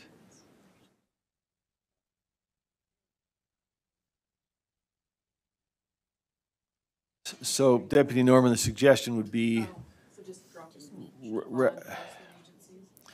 rather than removing lines 143 and 144, you would replace law enforcement agencies and organizations with Juvenile Justice Association, Juvenile Justice and Youth Services. Juvenile Justice and Youth Services.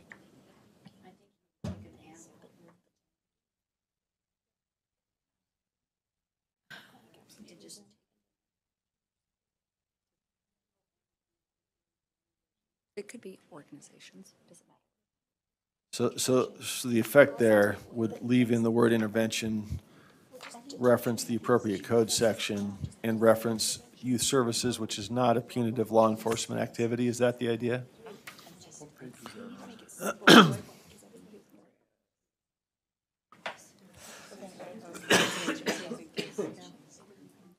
Could I follow up, Deputy Norman, with that, unless somebody else has a question? I'm just curious the extent of juvenile justice. When we say justice, that often sounds like punishment, right? And so if what we're trying to eliminate here is a reference to, you know, a too early engagement of law enforcement agencies, what does it do when you bring in juvenile justice? Does that sounds to me like juvie, detention, whatever, right? What does that mean? First of all, why does that sound like juvie? There's a personal experience there that you can talk about it another afterwards time. if you would like. Another Okay. time. Yes. So Juvenile Justice and Youth Services is one of our state agencies, and it is a state agency after HB 239 back in 2017 is receiving the funding that used to go to the courts. So prior to that time, the only way that you could access juvenile justice services before it was used juvenile justice is if a student interacted with courts. And so that's why we had those high numbers of students with criminal activity. So at that point in time, they started getting the funding beforehand, and a school could refer, and they could say, we're having, you know, we've contacted a parent, they would like support, and they can contact juvenile justice, and that's when it changed just a few years ago to youth services. So now they can provide those support services prior to having to interact with any court, law enforcement, or any agency, and that money has gone there. And schools now directly interact with juvenile justice youth services as a support mechanism that does not at any point interact with the criminal system unless, and that's why we go on to that 53G-8-211, if interventions are unsuccessful 2 consecutive times for there's reasons. If it's not successful, if this happens, then at that point in time, they can interact with the criminal justice system, which brings in law enforcement. And that's why there's that change. If prior it read law enforcement is first, but then if you read through those other codes, it starts talking about when law enforcement can be have interaction, and it was much further down the line than this was representing. Is that always done with parent approval, and should that be part of the revised language? It's done. It's in code, right? It's I mean, in it's code. spelled out. It's all spelled out in code. exactly It got how changed it- up this yeah. year. Okay, Yeah, so if you and- invoke juvenile justice and youth services, you are subject to the code, which requires parent And communication. almost in all cases, it's a joint effort between families and the school. And it's really about that, you know, do you want to participate in this? Because the second part that enacts law enforcement is if it doesn't work or they don't interact with it or, you know, those types of things, that's when, at that point in time, the statute then interacts with law enforcement. So if you're interacting with law enforcement clear back here during a very early intervention, a student doesn't show up for a couple of days, and now you have law enforcement showing up, at that point in time, it could become punitive, and you could then, at that point in time, create a record for a student. Thank you, okay. Other questions or comments, So the movement is discussion? towards least intrusive, is what it is. Yes. And to engage with families earlier in a productive way that is supportive versus a criminality direction, right, that is going to provide. Okay, does this language do it then? I don't know if we've already got a second. If we'd probably have to have an amendment unless. Yes? Oh, I shouldn't say yes. I'm in charge. Sorry, who are you trying to? Well, I don't know. Kristen raised her. We've got, I've got lights from Member Bogus, Davis, Klein, and Norton. Were you all in line? Member Bogus?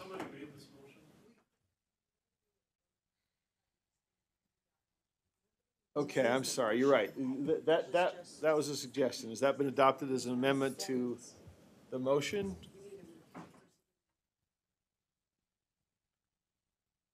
Okay, I'll make this motion.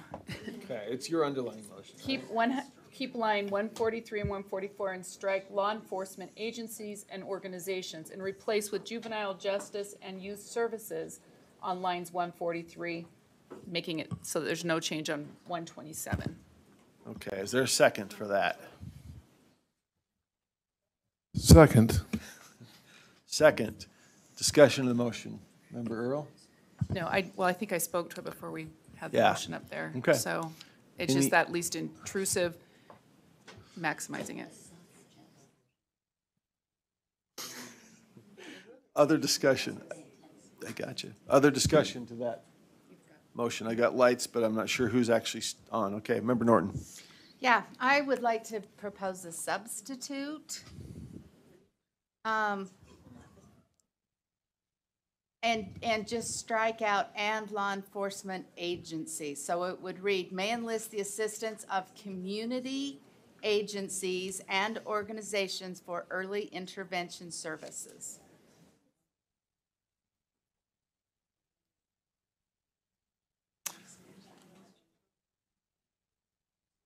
So I think that is an amendment to the amendment, right? Changes language of the amendment. That would be in order as an amendment to the amendment. So they could be considered a law enforcement agency. I mean, I think law she's enforcement amending could the be amendment. considered one of those agencies, but, I think her language was just wrong. you know, So let me juvenile just- justice and youth let- services could be too. Let's just see if it's in order. Okay, yeah, I want to see if we're in order, and apparently we're not. Perhaps. Brian? We have an amendment to, let's see. How many amendments in are we? You had a single amendment that was initially going to scrap those lines. You then had a second amendment, which was, So this is out of order. well, it was your amendment a motion to, let's see. It's a motion. Okay, the motion to amend. All right, I'm sorry, folks. The initial motion by Member Earl, having reconsidered and opened it, was to drop certain lines. Right, but having then reconsidered it, the initial motion you brought substantively was. So we. So then Norton's is So her was I think Member Earl's first one was a motion with an amendment to the motion. Are we not now on the second amendment? second one. Which is in order? Yes. Okay, sorry, had to excavate a little bit there. We got dig down a bit. All right, it's not a substitute, it's an amendment to the motion, which is, I think, in order. Right? Okay. So, is that So, being clarified? Is there a second? Second. Okay, so Member Norton's proposed amendment has been seconded. Back to you if you'd like to address. Well, I thought there was felt- community services or something. No, now it just says community agencies Oh, right. because, you know, juvenile youth justice youth services are one of those agencies that could be called upon, but there are many others as well. Okay, any other discussion to the motion to amend from Member Norton? So I do have a question, and Member maybe it's Bogus. to the maker of the motion. I'm not averse to this. I like the way that it's framed up. I am concerned that we have agencies and organizations that are not appropriate to be engaged. And now we've left it wide open, so anybody can be called, and I worry that we've got something that may be out of line with the intent of the code, but may also open us up to places where we could enter litigatable areas, maybe. Okay, we had a point of order. Did we get a second? Did we not get a second? we didn't, but they're Straight. straight. He did second it. Yeah, we're fine. Okay, all right, so thank you, Member Bogus. Any other member? I've got Davis and then back to Norton? No. I think I'm up. Davis, yes, you are. is it in order of parliamentarians to make a substitute motion to move draft 10 because it has none of this negative stuff in it? Which brought up someone from an earlier public speaker said What happened? 8 has a lot more negative in it than 10. So what happened with number 10? Did we take a vote on draft 10? No. And we have to re-vote on one of the drafts because Robert's rules, when you bring it back, makes it as if the original motion is in place, which is bringing draft 8 and 10 for consideration. Well, the question, I guess, is whether it brings back everything that we were considering or just In both the places, particular page motion we 60 were and considering. 162, it brings back both. Let's check with our parliamentarian. Makes the agenda item as if nothing has been done. Brian? White flag. And I looked at that. There you go. as Just well. It just says- jump in there, Brian.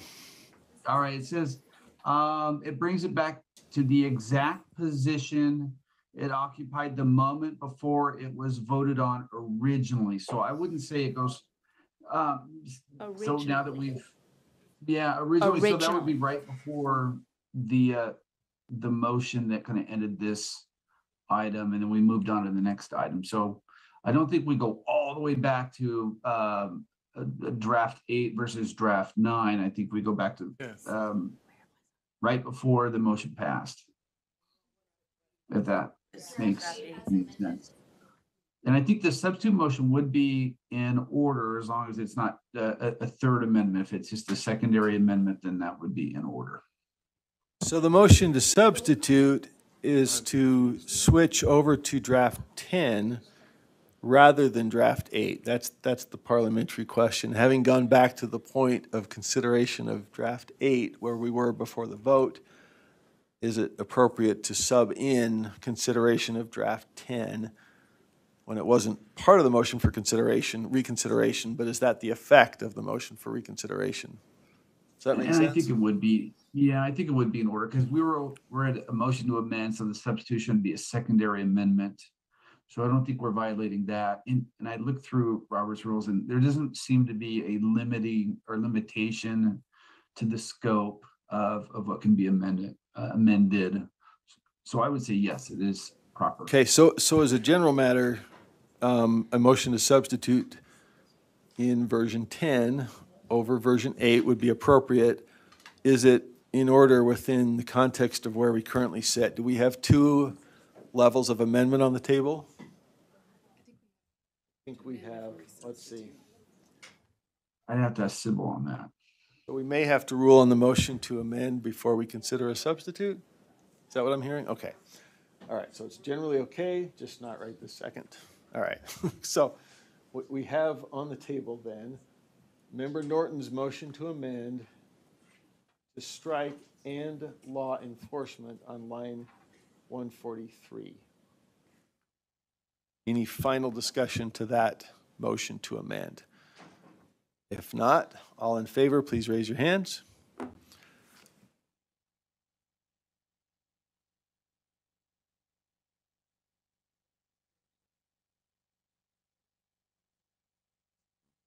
Oh, I didn't raise my hand. I'm sorry. I was trying to read. Okay. Did we get any opposed? Okay, so that passes unanimously. No, but I do have a point of order, sir. Yep. So Member Carey is trying to get onto the Zoom to participate in this process, and my understanding is it was not live, so that he could do so. Okay.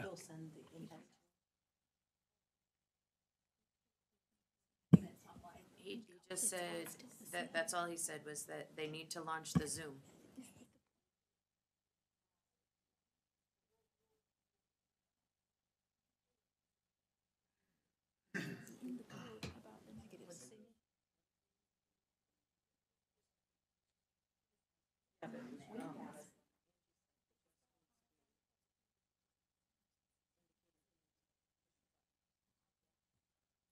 All right, well, while we're working on that, let's frame up what we have. So the current motion pending is, we voted on Member Norton's. my We're sub. back to the underlying motion to amend, which is to keep lines 430, let's see, that one, correct? Oh, I'm sorry. So that passed. Okay. That, does that, all right. So that kind of takes the place of the other motion to amend that was pending. So it does take us back to the underlying motion from Member Earl, that the board approves R277-607 Draft 8 as amended on second and final reading. And so the floor is open. Member Davis? I have a substitute motion to approve draft 10. Okay. I'd like to speak to the motion. Is there a second on the substitute motion to approve draft 10? Third. Member Booth seconded. Back to Member Davis. If I misquote you, you can speak up. I'm looking at you back in the corner, Mr. England. Okay, people are saying draft 8 is way more negative than draft 10. And the whole public comment that we heard in Finance Committee was to avoid these punitive things. So why don't we just avoid all this language about, these agencies and police officers and the other things that are listed in draft 8 at the bottom, and leave compliance issues and code in the area of compliance, and make this board rule about positive interventions, as was the intent of the group that worked together. And if there's a problem with draft 10 that people really are like, this needs to be changed, let's work on an amendment on it.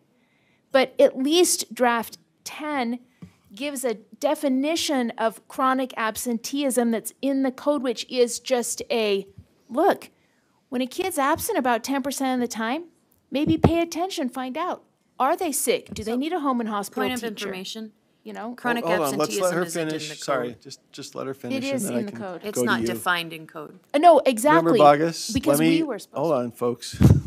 Let's let Member Davis finish. I'm happy to go to a question. First of all, did I get a second? I think you did.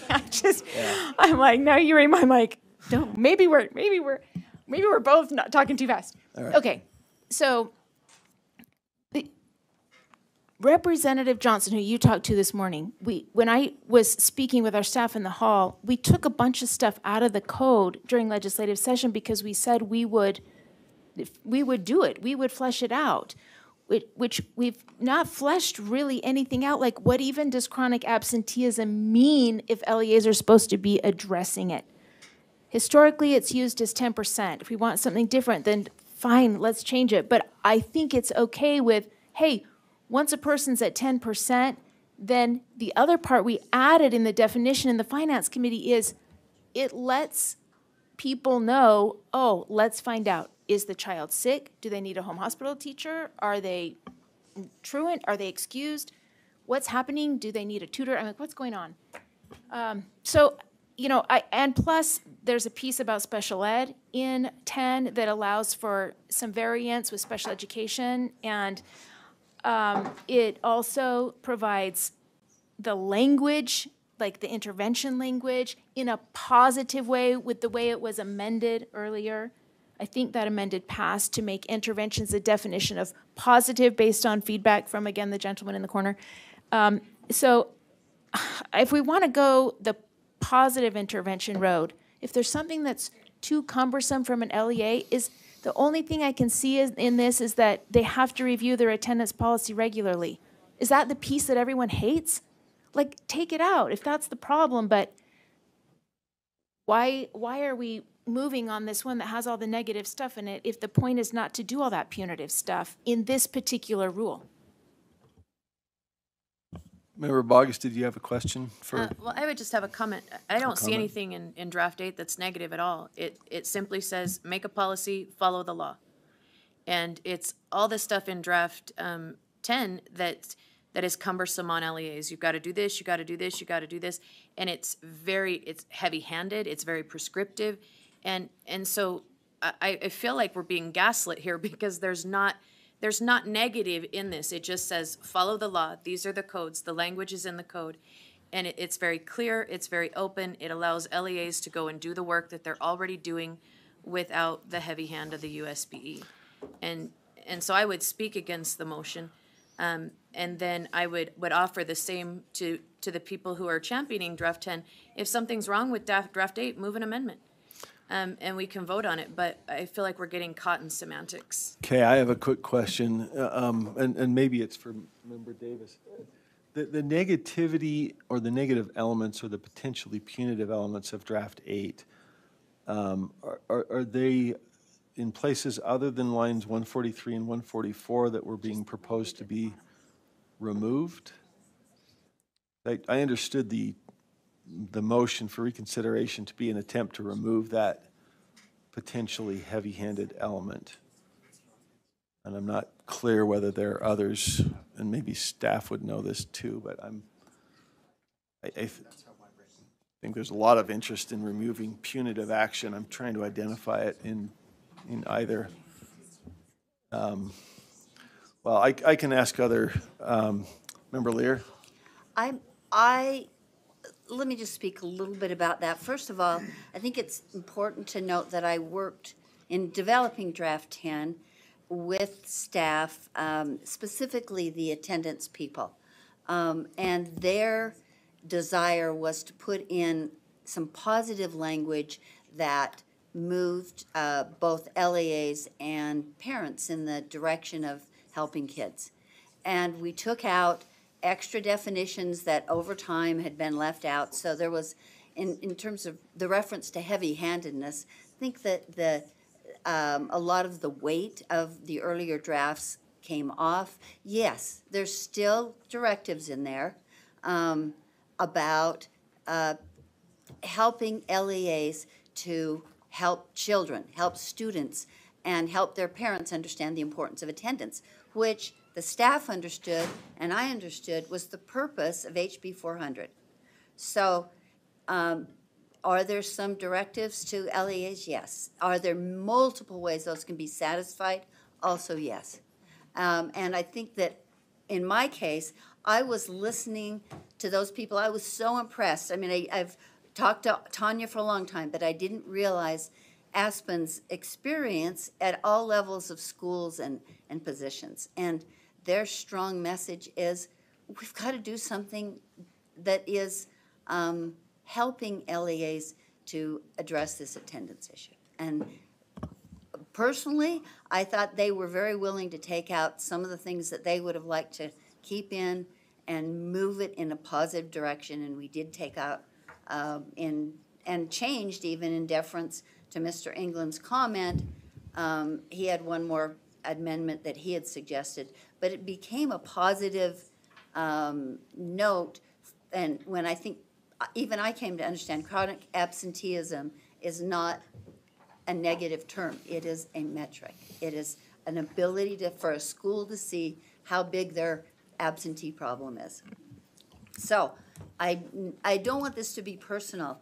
I just feel like the staff, who I believe in, brought forth the efforts to help LEAs do the work that we all need to do to improve attendance. All right, thank you. Member Point of order. Straight. Point of order first? Yeah, I had put my light back on. I was after Member I'm Bacchus, sorry. but you skipped me. I'm sorry. It's okay. I saw Member Go ahead. Straight first. It's, No, you're go on. ahead, please. It's okay. You got it. I just, may I address a comment that was made earlier? I want to address the gaslighting comment. There is no, that implies intent. There is no intent to gaslight anybody. I don't care if we pass draft 8 or draft 10. What I want is us to do what we said we would do when we cut all the stuff out of the law. And if we're not going to do it, it's fine. Let's just not say it anymore. I think that we need to have some kind of definition about what we're talking about. And chronic absenteeism is just someone who's repeatedly absent. Could be for a million different reasons. The definition is to say when someone's repeatedly absent, and if chronic is just a problem, let's define chronic. It just means consistent, whatever. It's just to say, look, pay attention. If kids aren't coming to school, find out, are they okay? What do they need? Get helps in place if they need them. That's it. That's what I understand we're asked to do, address chronic absenteeism and make interventions. and policies. So I don't, there's not an intention, a personal thing about anyone. I just want to make sure we're doing what's required in the law and doing it in positive ways. Thank you, Member Davis. And I will remind us that we don't make personal accusations or attacks. Member Straight? I don't even know what gaslighting is. I've heard it. But anyway, so I was part of the task force that worked on the recommendations that then came from that group that then became in House Bill 400, which we then had some spirited debate, and it was kind of the same outcome. And now we have the rule in front of us. As part of that group, everyone's intentions from this wide-based group of individuals from every aspect of stakeholders involved in these ideas was to do something positive to help with a problem that had become very large and needed to be dealt with. And I very much believe that Draft 10 exemplifies those ideals. So thank you. Thank you, Member Straight. Any other comments, motions, questions? We're discussing for Draft 10. Member Earl. Yeah, just, to me, Draft 10 is cumbersome. There's a lot more moving parts in it. I think there is simplicity in Draft 8, just referring back to the law. So there just feels like there's a lot more, significantly more pieces. Do this, do that, do this, do that, which most districts probably are already doing that. So is it just a matter of putting it in, we're putting it into rule just to, anyways, I think it's just simpler in 8, and I would encourage us to not vote for this. All right. Member Bogus? Oh, sorry, sir. All right. I'll just add a comment that I think there's some improvements that could be made to Draft 8 if it comes back. It does seem simpler and more flexible. Any further comments before we vote on Draft 10? All right. I think we now need to go to roll call. I have a question. Member Davis. Sorry. Beyond reviewing an attendance policy regularly, what do they have to do? I mean, what is the cumbersome thing? Can we find out the concerns so we can try to resolve those? Yeah. Well, I'm just looking down just through this. We've now established, okay, shall collect regarding student attendance through two-way communication to students and families, shall support a school-level attendance team in review of data to inform, mitigate, prevention, and intervention actions through tiered systems of supports regularly as provided in an LEA school's attendance policy, shall create a systemic LEA and school response for LEAs or schools, attendance policy that are in alignment with other education systems, shall promote shared accountability and continuous improvement related to an LEA or school's attendance policy, including school-level attendance plan. And that's just the one section. I think some of this is already included, and some of this is probably what schools are already doing already, but it's included in that, I think, in the law as far as the recommendations and the direction to head. So let's take them out and just say. Well, then you end up with 8. You've got a definition at least people can work from. And special ed. The motion before us is to approve Draft 10. So we're discussing Draft 10. What? This is a sub-motion. You can't sub it, you can amend it. You can amend a sub, but you can't sub the sub. That's a different motion that I think would be in order. Motion to table, I believe it. Motion to table. Well, or refer, I don't know, that motion. Is there a referral? Do you remember the standard on? Something everyone likes. Which one's the one?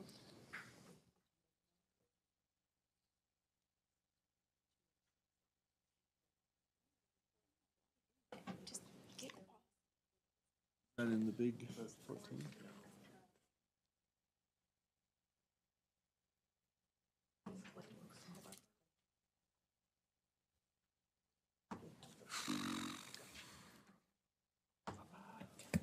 Chair, what are we looking up here? I'm waiting to figure out how to motion to table Oh, or postpone. Postpone is non-debatable, you just make Well, But I'm I up do, I next. want it to go back to committee though, if possible. So that would be the motion to refer back to committee. Oh, I can postpone to committee? I think they could, I think if these two drafters get together, they could make something. Okay. Yes. Dr. Norman? Just as a reminder to the board, one of the reasons why this was put during the special session for finance was our LEAs were requesting it so they could have it ready for their back-to-school policies and packets that they would be sending out to parents. When does that need to happen? No, it can happen at any time. Sir, if I may. It has to have public comment, so they have to put out the policy, have public comment the 30 days, and so it would take, yeah, approved by their local board and have that public comment period. Well, they're not gonna have it done anyway. They're not meeting over the summer. Look, can we just ask the time? I think the question's been brought by, Here, I've already, if I get recognized, I'm making a motion. you're recognized. To a committee. You are recognized and you can I make move it and that then we can ask about it. I move that we postpone this item to committee. What? She just said we don't have time. About what? You don't have time anyway. Local boards are not. So hold on, let's get back to some more. Vice Chair Hart has a motion. We'll see if it's in order, then we can debate it and talk about I mean- whether there's a risk from timing or not. So is the motion to recommit to committee, Vice Chair Hart? I think postponed isn't directed to a committee though, right? Isn't there, there's a motion to commit to a committee. I think the question here is whether we recommit to a committee, whether that's in order. So, Molly. commit or refer, 157.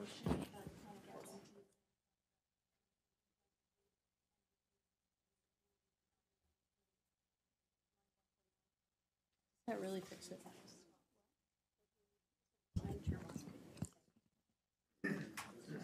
Well, I think there's a forum question though. Rather than just postponing it, we're redirecting it to a committee. I think Do you that want me has to to be withdraw my done. motion? I'll withdraw it. It says, It's in 11. we'll be out of compliance with code. Well, if you can bring the motion, then we can discuss it, or you can withdraw the motion. I mean, bringing it allows debate Well, on the motion, okay. or withdrawing. I withdraw the motion, but I'm gonna make it again if somebody doesn't come up with an answer. All right, where are we? We have And Cindy's- draft 10 on the floor, Cindy's next. and I don't believe we have had any amendments Just brought, delete correct? So we are discussing draft 10 as it had been presented to the board earlier this afternoon. No amendment on the floor, just discussion. Further discussion then to draft 10, Member Davis. We got Member Davis, then Member Bogus, then Member Wood. I think a halfway point here to get rid of all that stuff that you don't like is to take the definition of chronic absenteeism out of draft 10 and put it in draft 8 and add lines 14 and 15 from draft 10 into draft 8 and the special ed piece. Then that takes all that other stuff out that people said they didn't like. It keeps the simplicity of draft 8 and it gives the LEAs like a starting point. Hey, jump off and pay attention to kids who are gone 10% of the time or more and see if you do need to contact them or do anything. And I realize emotion's on the floor, but I'm just saying that is probably the most middle ground we're gonna get here. And we could, if we had enough people, we could be done with it today. So that would be let's see, we have currently a substitute that brings in number 10. This would be, sorry, Member Booth?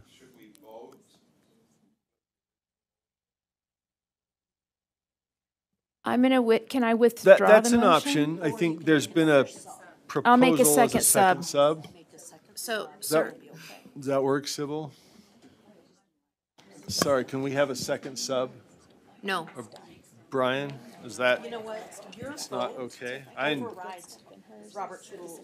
Your vote overrides it. If you think that's What wise, vote? then let's do it. You can do a substitute to a substitute as long as the original substitute is a First Amendment. Well, it is. All right, second substitute. Then If you want, yeah, you can. if you want to make second substitute, Okay, The I'll make a floor is yours. second substitute in draft 8, that the definition of chronic absenteeism from draft 10 be incorporated into draft 8, and that lines 14 and 15 from draft 10 be incorporated into 8. You have to find the right place. And that the special education portion, line 67 from draft 10, be incorporated into draft 8. 67 through 70, thank you. And look, Second. if we can't get anywhere with this half and half, then it's probably gonna have to go back to committee because we'll be here till midnight. all right, let's see if we got the motion framed up. We have 30 minutes to sign. We're moving here. The board amend 277, 67 draft 8.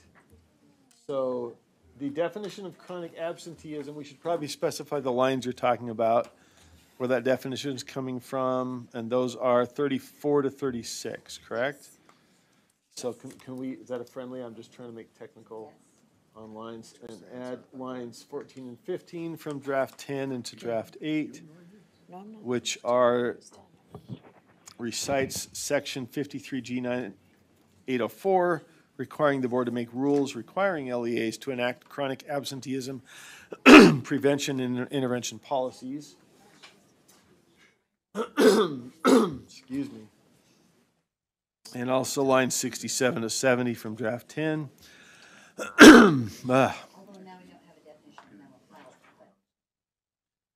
That's probably defined somewhere, isn't it? Addresses the, I'm fine with that. Why would I say that? I'm sure it's somewhere. I'm sure it speaks for itself.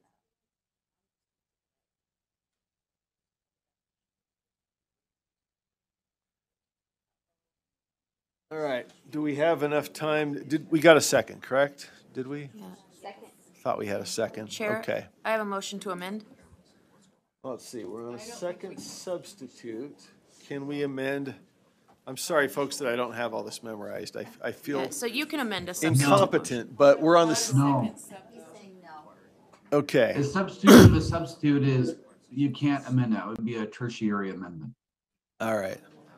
It's hard to know when a tertiary, when you have 3 of one thing or with 2 of one and 1 of the other. All right, thank you, Brian. So that's a tertiary and can't be brought. But we do have on the floor then Member Davis's substitute motion to the earlier substitute. And so have members had a chance to take a look at what those lines are, the definitions of chronic absenteeism, a reference to the code's requirement to address chronic absenteeism, and then a reference to the interplay between absences for mental or behavioral health. Am I getting that right? Okay, any discussion then to that motion? To the motion to Member Hymas? Am I reading the wrong lines? I thought we were going from, guys correct me if I'm off here. I was reading from draft 10, line 60. Oh, sorry, it's in the special ed section, but it's not a definition of mental health. We lost that. If we do this, we'll lose that. If that's fine.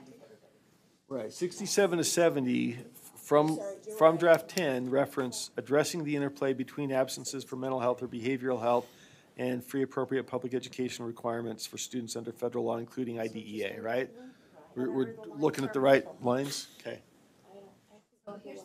Okay, we Member Lear, would you like, we got Member Hymas, and then I can come over here. Member Yeah, I Hymas. was just going to speak in favor of the motion.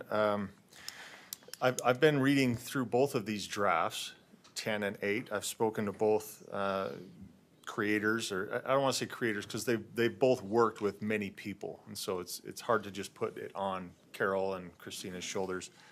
However, as I looked over draft 10, I did highlight, this doesn't mean anything to you, but maybe it means something to me, but I did highlight this section, 67 through 70, and I didn't share it with anybody. I like this.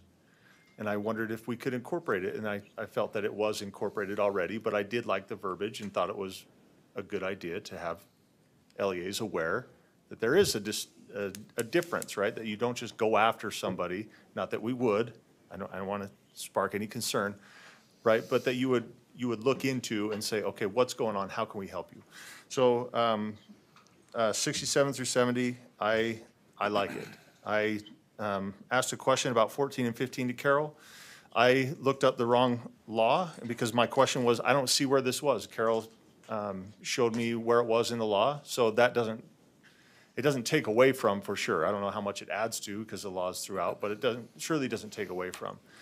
And then the definition of chronic absenteeism, I don't have an issue with either. I know that it's been brought up many times that it's our responsibility to put that definition in there. I think it's well known throughout the state what that is, but if this offers clarity, we're all about clarity without adding additional measures. So I just want to take a second as one who spoke or voted for draft 8 and in opposition of draft 10, I am in favor of this amendment. Thank you, Member Hymas. Back to Member Lear. Oh, no, lights off? Sir, I have a point of information. Just 1 second. Okay, Member Lear's lights off. Back to Member Bogus. So the mobilization, sorry, it took me a little bit to get that word out, in lines 14 and 15, ultimately creates redundancy because that language is already in the other one. It says in section 1D, it says this board is authorized, or this rule is authorized, and section 1D it says by section 53G-9-804, which describes the legislature's expectations regarding absenteeism prevention and outreach policies. So we have an attempt to mobilize that's going to create redundancy. Okay, further questions or comments? Any additional, Member Straight? A comment. Have the light? I don't know if it was on this, Brent, sorry. No, I just want to say that in the spirit of coming to an agreement, and I'm the opposite of Board Member Hymas. I did not support 8, and I did support 10, and but let's get this passed and move on. Okay, any further discussion, comment from staff or others? Back to Member Hymas. Just briefly, I think that there is going to be that redundancy, and I don't know if that's something that staff can just look at and clear it up, right? We've done this in the past where it's like, hey, it's already mentioned in here. We probably wouldn't mention it twice to replace it, whatever, you know what I mean? I don't have an issue if staff, I speak for myself, but I don't have an issue if staff says, okay, I see what you're saying, let's get this in there. I mean, Member Davis? you could just use lines 14 and 15 and replace those two lines because it says what they have to do from the code. They are the interventions and policies required in code for chronic absenteeism, not for compulsory attendance and other things. So with respect, line 16 and 17 don't reference that at all. it says, which describes the legislature's expectations regarding absenteeism prevention and outreach policies. Sorry, Member Bogus, these are which lines? This is from draft 10, line use 16 to your thing again? 17. Which one? This is why you print, just saying. It is in line, draft 8. Draft 8. We're pulling from draft 10. You saying it's So- duplicative with something that's already in draft 8? Yes. Okay. So the motion is to duplicate, and in line 20, I apologize, I was 4 lines off, I do apologize. In line 20, it says, so if you go up to the big number 1, this rule is authorized by, and jump down to number D, section 53G-9-804, which describes the legislature's expectation regarding absenteeism prevention and outreach policies. So it's already included in draft 8.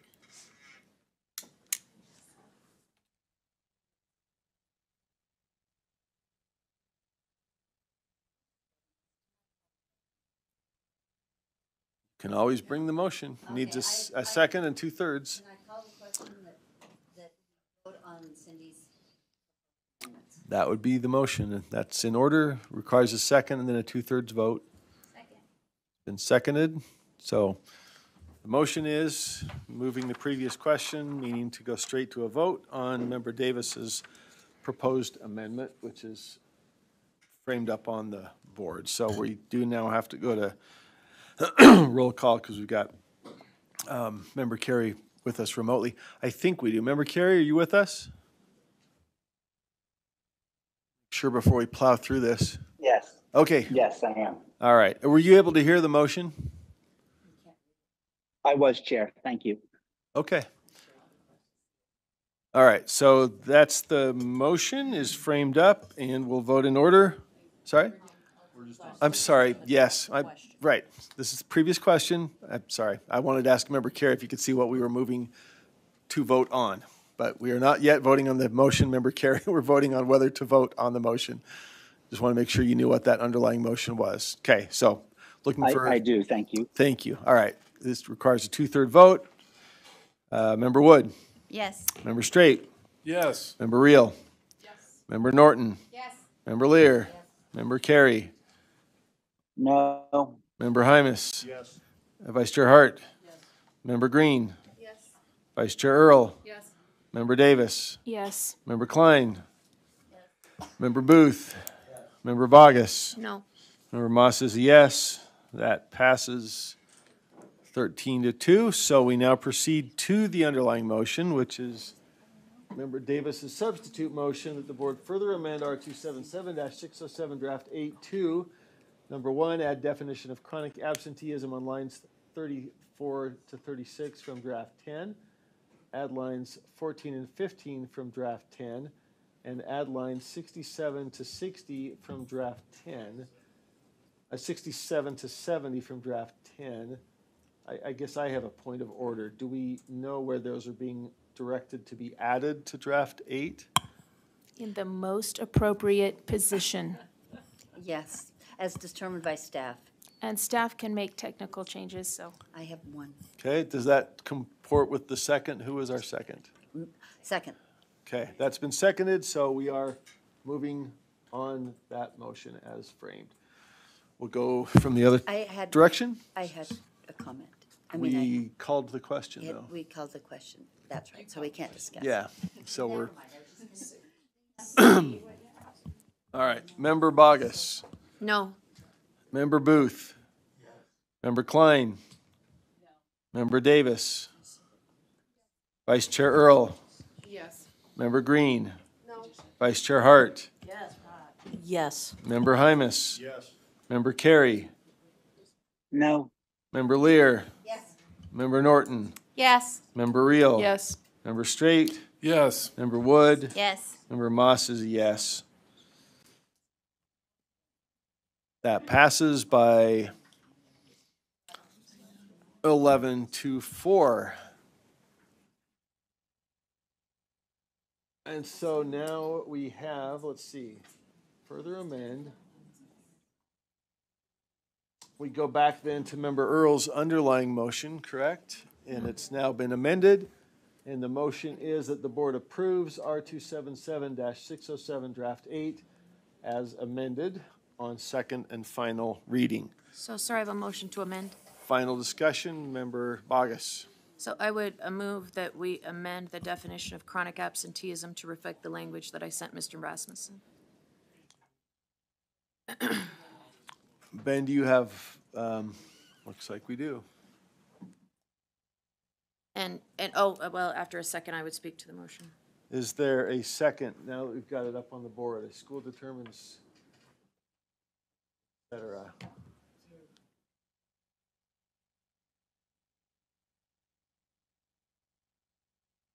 And I don't know if Mr. Carey can see it. We might want to read it. Member Carey, can you see this or would you like me to read it? I see it, Chair. Okay. I don't care. I want a second. Did it come from somewhere? Yes. Where did it come from? Second it. Where did what come from? Member Klein is Definition. seconded? Okay, could you speak to the motion? I Yeah, we've would got be it happy to seconded. speak to the motion. Actually, I've been in so many conversations, but this definition takes root in my conversation with members of the Jordan School District. And it's actually part of my notes from my conversation with them, that if we put a definition in, they would like it to be encompassing of those things. And so I would offer it. I think it's better than what we have. It allows us to really serve kids at a very granular level. And I like the language, triangulated and intersected data points. I like that we're looking at multiple metrics. And I think it satisfies the concerns that the public has brought forth, and I think it satisfies the concerns of the board. Okay, further discussion. Member Earl, Hymas, Davis, and Lear, if you're still lights on for this discussion. Member Hymas? Yes, it says add to the definition. Oh. Add to the definition. Are we adding to what we just passed? No, we're amending. We're replacing. So your motion is to replace the definition of chronic absenteeism? Yes. Okay. Yes, please. And using, follow-up, Chair, if I could? Yeah. Using the definition that is, was just voted on, could LEAs on their own use this as part of their chronic absenteeism work? Or is that? Yeah.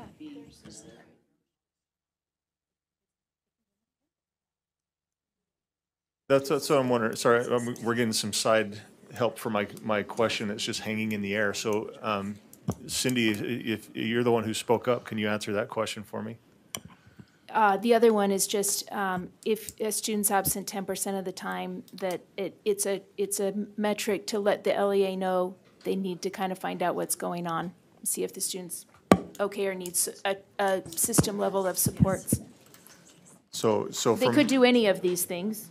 right, and that's what I guess that's the question that I'm trying to get to, and Because it perhaps doesn't say you have to do a system level of supports, it just says you need to figure out if you need to start that. So the one that we have just voted on is simply chronic absenteeism. We don't care what it's just at 10% of the days. That's what it is, and then LEAs go from there. Whereas this one is much more prescriptive, which is what, in my opinion, we were trying to get away. This is why I voted for draft 8. I mean, if they went to Europe for 2 weeks and they're doing fine academically, you're probably not going to start your tiered system of supports. But you have Yes, to. right there. You would Um, have to. But you have, okay, Instead of you looking at have to, definition, but you can still use these, that's what I'm saying, you can still look at these and But say, okay, it just says you, that's not an like, issue. you might make one call and say, hey, are you okay? Oh, we've been in Europe for 2 weeks. Okay, that's So- the beginning of your tiered system, you're done. Anyway, Chair, my apologies, I didn't mean to get into an open conversation here. I just wanted to essentially ask the question, if this is needed. I get the value of this right here, but I don't think that we're limiting LEAs to still use these terms and definitions, if you will, to help their work go forward. And I'll just have one additional clarifying question. We've got, let's see, Bogus, Earl, did we get you, Jenny? Sorry, I think. My question is, I'll come back to it, but I just want to hear if these amendments stick, what does the determination that you were chronically absent now mean in light of what we've done to draft 8? That's an important question. But I think we have Bogus, Earl. Yeah, I'm ready. Member Bogus? So, sir, I think it would mean it comes down to the individual. So that's if a student is gone every Wednesday, that would be persistent absenteeism. If a student is gone 12 days in a row, that's persistent absenteeism, but that alone wouldn't produce chronic absenteeism as defined unless it intersected with at least 2 other data points, including a statistically significant decrease in academic achievement and persistent malicious behavior infractions that are documented through the school's infrastructure. And my question is, if you determine that a person is chronically absent, what does that now mean under draft 8 as amended? Does anybody know? It would be individualized. What does that trigger and what lines? It- I get that the determination is individualized as to whether they are chronically absent. My question is, if you make that determination with draft 8 as amended, what does that then trigger? It And I triggers the apologize, code, sir. Triggers It would trigger the code that's listed in draft 802 8. or 206? No, it would Which trigger code? the intervention Interventions expectation as of the defined legislature. in 206, correct? Yes, sir. Okay, 206. Thank you, I'm sorry. Just I've- point of I've order. got so many pieces moving around. I want to know what the effect is of making that determination. The definition I'm says asking them. may. Yeah, It's up to the Deputy- LEA. Deputy Norman, Thank you. as we've now hodgepodged this together, the question I have is, if The you effect, make that yes. determination, what does that trigger, right? The effect is that chronic absenteeism becomes a broad category instead of one indicator. Currently, chronic absenteeism is just one indicator, one data point, and then you decide what the other data points are that could then say what type of support does a student need. This changes chronic absenteeism to a broad category, and because it says and, that means all 3 of those things, A, B, and C, would need to occur. So for example, if there was a student who was chronically absenteeism, who was very quiet and didn't speak out or something like that, they would not ever be a chronically absent student, because it says that they must have persistent malicious behavior infractions, including vandalism, whatnot. So just what it does, creates a broad category for chronic absenteeism. If the word needs to change to persistent absences instead of chronic, then does that make sense? It changes something that was just a numerical indicator of the number of and how persistent it was, and it creates a broad category, and all of these things fall underneath it. That helps on the criteria for determining if you're chronically absent. I'm just trying to figure out, in Rule 8, as it's proposed to have been, as it has been amended, what does that then kick into effect? Is it just the code? Is it the interventions? It's their own under policy. Their own Right, policy, which is in lines, It's in there. Trust me, it's in there. it's in there. As developed by them. 'cause there's no- Intervention. No, it's in the code. It just triggers the code. It triggers the interventions in the code that are called out for chronic absenteeism. Which is some sort of I got some communication. disagreement on that, so we're all over the place. Sir, just a I point think of there are other lights clarification. on. I won't hog any more time. I'm just trying to figure out the link between the identification of a person as chronically absent and the interventions we've been talking about, and specifically whether those are punitive interventions of the type that relate to truancy, or whether there's simply the positive interventions called out in 206 sub 1 that talk about trusting relationships, that kind of thing.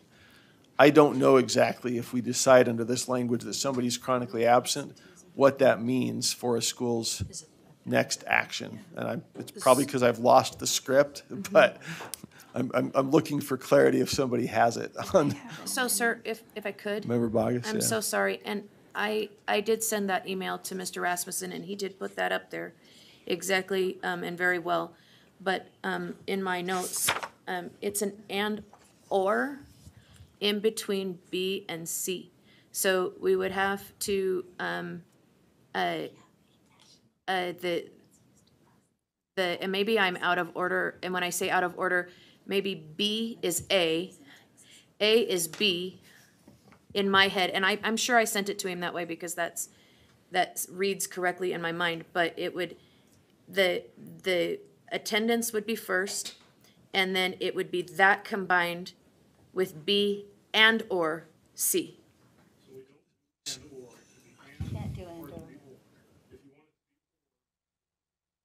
There you go. So that What you doesn't, said. that doesn't go to my question. There's an if this, then that, right? And you're talking about if this, if chronically absent, and there's two competing definitions of how you decide if you're chronically absent, right? If this, then that. That is the intervention. That is the action that's taken. I'm looking for what we now have, and I'm sorry, this is me. I've been kind of just refereeing the Thank you. discussion. No action intent. But I'm It's a losing may, the not a script shall. on if this, then what happens under the current rule? And maybe that's Deputy Norman. Supports maybe, and that's under, It's in the definition of chronic absenteeism. In draft 10. in Chronic draft 10, absenteeism. which is now being brought into Chronic draft 8. absenteeism means a student misses 10% or more of days enrolled for any reason and makes a school aware that a beginning of tiered supports may be needed. It may Okay, may these are not. If they're lines- doing fine academically and they're on a vacation, it's probably not going to be needed. What lines are those again, Member Davis? It's in draft Draft, 10. It's in and draft line- 10, line 34 to 36. Okay, That's and- the one we moved and over to those are the draft ones, 8. okay. And the Means a may student- is crucial because the And- LEA may not do anything at all. is it Or the- use all of these is it the indicators s- or different ones. Is it the student who makes a school aware that a beginning of tiered supports, or is it the absence itself, which makes a school aware that a beginning of tiered supports may be needed? The 10%. 10%, but I'm asking for the that. If this, then that, right? Yes. That is, 10%. that makes a school aware that the beginning of tiered supports may be needed. That's the action. That's what I'm looking for. If we define this in one of these two ways, what does that trigger? It triggers action. That action is in line 35. Yes, okay, so the action is in line 35, that a beginning of tiered supports may be needed. Okay, I'm sorry, I'm dense, but I'm catching up. Thank you. And it sounds like there were some competing ideas about what that is if you determine the this. So, back to the other discussion. I thank you for clarifying. I just, if you're gonna vote on the trigger, I wanna know what it triggers, right? So, LEAs to make a decision. and that decision is couched in lines 35 and 36, which have now been brought in. All right, that helps me because tiered supports is different than punitive intervention, it's different from whatever, right? That's what I'm trying to look for. All right, sorry. Sorry to hijack, but I had to bring myself up to speed so I can vote. Let's go back to we've got Member Earl, Vice Chair Earl's got a light on. Yeah, can you go to the other definition, if you don't mind, Ben or Angie, who's ever? Okay. I guess I'm looking at this going, I'm trying to understand, it becomes more subjective, I guess, in my mind than it did before. And there's more pieces to try to measure before we can begin an engagement with a student if they are consistently absent. So at this point, I'm not for this. I understand the intent. The intent is to tie more to it than just being absent from school. But I don't think anything prohibits a school from doing that. I think chronic absenteeism, I think the intent is to keep that simple and allow districts to build out, in my mind. And maybe I'm missing something, but I feel like that is the intent. And I just get concerned that we took 8 because it was more simplified, and then we expanded out so it wasn't as simplified. Yeah, so, may I, Chair? Yes, please. So, with respect, it was expanded out, and I didn't vote for that, but if we're gonna put chronic absenteeism in there, this is something that, my understanding that one of my LEAs champions this, maybe not, I won't quote this definition, but it's straight from my notes with them, and I think that part of what this does is produces a check, if you will, on what could be rogue use of a definition to abuse students and families. And And I think this puts a check on it. So it says that we have a student and they're absent and it's for any reason, okay, great. But there's a check on that says there has to be another indicator. And the systems are already in place, as I understand it, throughout the state. So this would not add to the burden of an LEA unless I am missing something in the conversations that I'm having. All right, Member Lear. Oh, Superintendent Dixon was in. I apologize. Yeah, thank you. It may be directed at Member Bogus. You know, I've had some conversations with a couple of LEAs, and including, I think, the one that you're referencing, and I want to make sure I'm articulating. I think we might be saying the same thing, but in my conversation with them, it goes back to Board Member Davis's. The way she framed that around, they use multiple data points for interventions. So is that what you're getting at? Because it's not about the definition. So the definition is a metric, but so for example, a district, I think of 2 districts that use Panorama to say, how do we get at the students' needs? They're absent. So as we work with a family and talk to them, what are the kind of interventions we would choose based on the multiple data sources that we have to help inform that intervention? Are you trying to get at that same thing? Because that's at least what a couple of districts have spoken to me about, the multiple data sources. So it's not part of the definition, but they would use that to determine the intervention. Is that, do you mean that by saying this, or are you really trying to define? I would say this? no and. Now you're playing on my words, ma'am. No and, ma'am. If I recall the conversation correctly, it is that a student would never be determined or labeled chronically absent unless there were at least 2 intersecting data points. Okay. And Does so that resolve the? No, we have different perspectives, but it's okay. That's okay. If I am incorrect in that understanding, I'm sure they were watching the meeting right now and they will call me and correct me. But if I recall that conversation correctly, it's that a student would not have that label and that would not be put on them and it would not trigger anything without at least 2 intersecting data points. And they use 4, but the 3 that I starred in our conversation were those 3. All right. Member Lear, I got lights from Member Lear, Member Hymas. I think we've all spoken to this definition. My concerns are similar to Member Earl's. I'm concerned about who's going to make these kinds of subjective judgments, including what is loitering, what is belligerence, what is persistent, what is malicious. And I don't want to put a teacher in the position of making those subjective judgments. That's why looking at chronic absenteeism, I've been converted. It's a metric. It doesn't carry all the baggage it did 30 years ago. You're not guilty of being chronically absent. It's a metric to help the school know where to start in its efforts. All right, Member, let's see. Deputy Norman, were you on the way in? I've got a couple of lights from Member Norton and Member Davis, but you're good, Member Norton.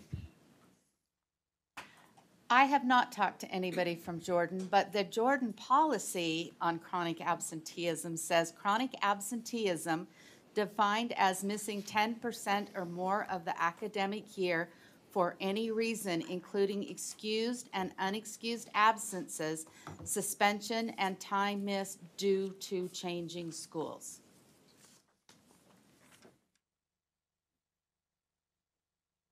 Okay. Thank you. And to Member Davis. I was just going to say the same. In my interactions with them, it's a more simple.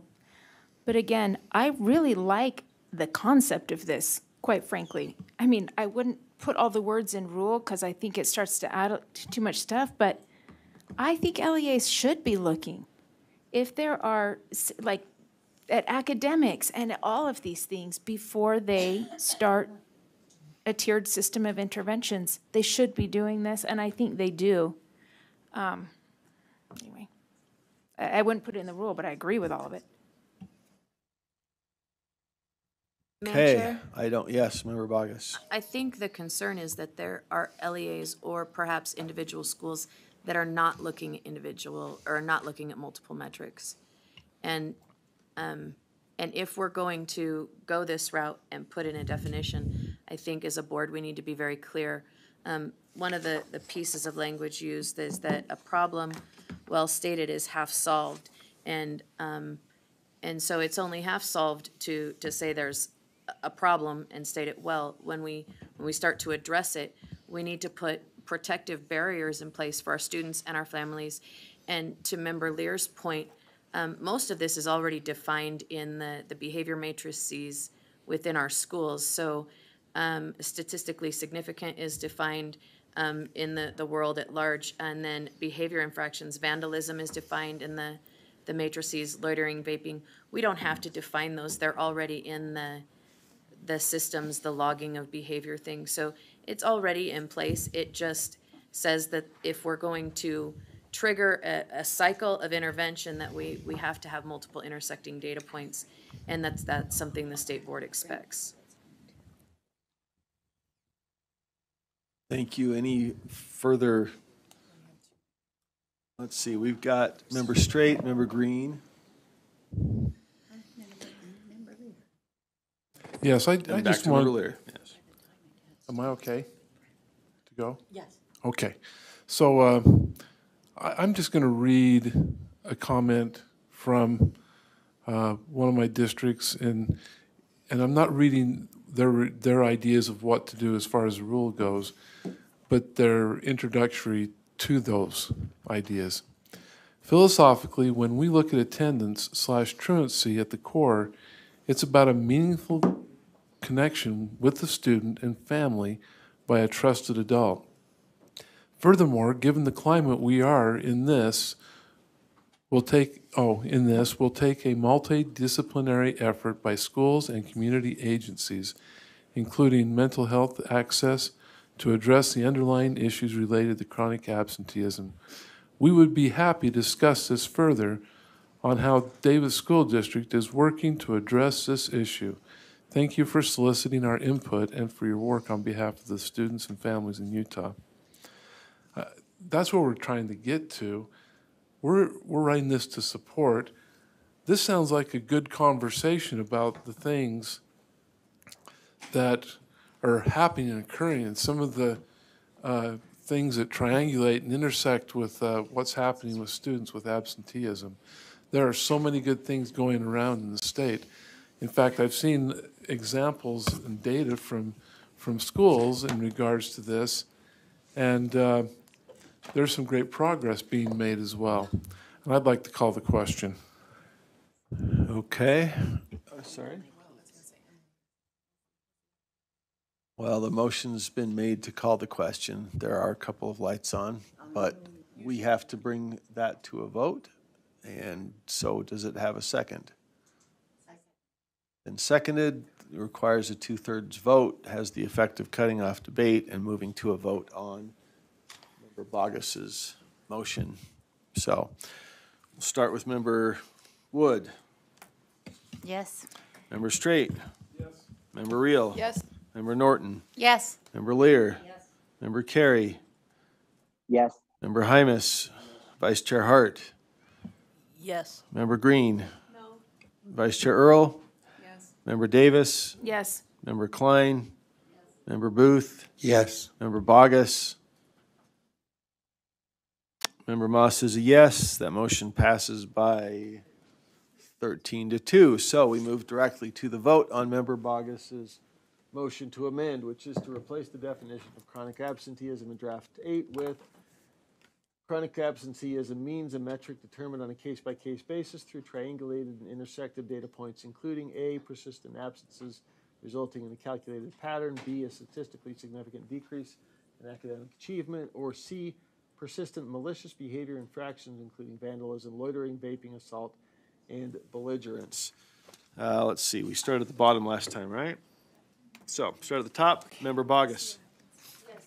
Member Booth. No. Member Klein. Yes. Member Davis. No. Vice Chair Earl. No. Member Green. Vice Chair Hart. No. Member Hymas. No. Member Carey.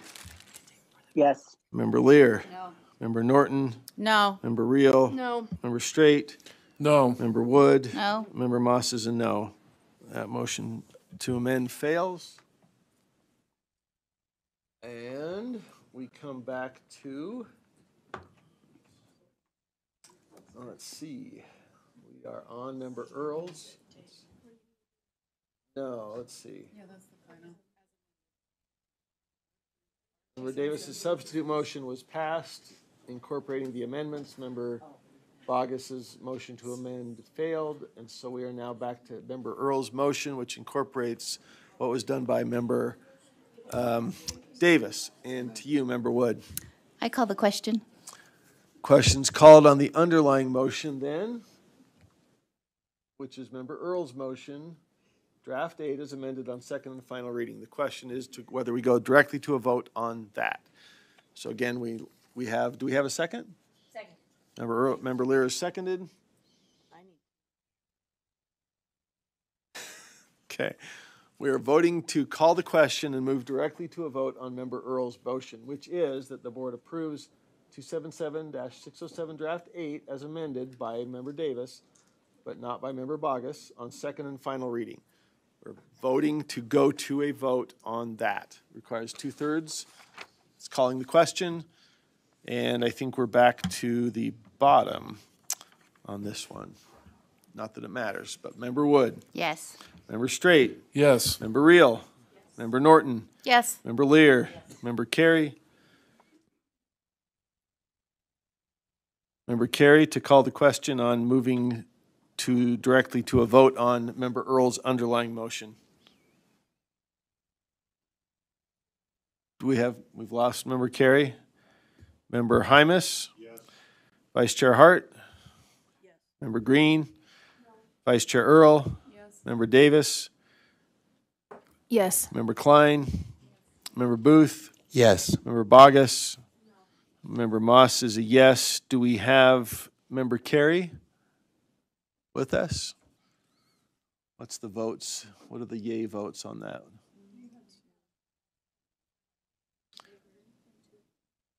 Twelve in favor, 2 opposed, and we're missing Member Carey. Okay, so that does pass, which means we move directly to a vote on Member Earl's motion that the board approves R277-607 Draft 8 as amended on second and final reading. Member Bogus.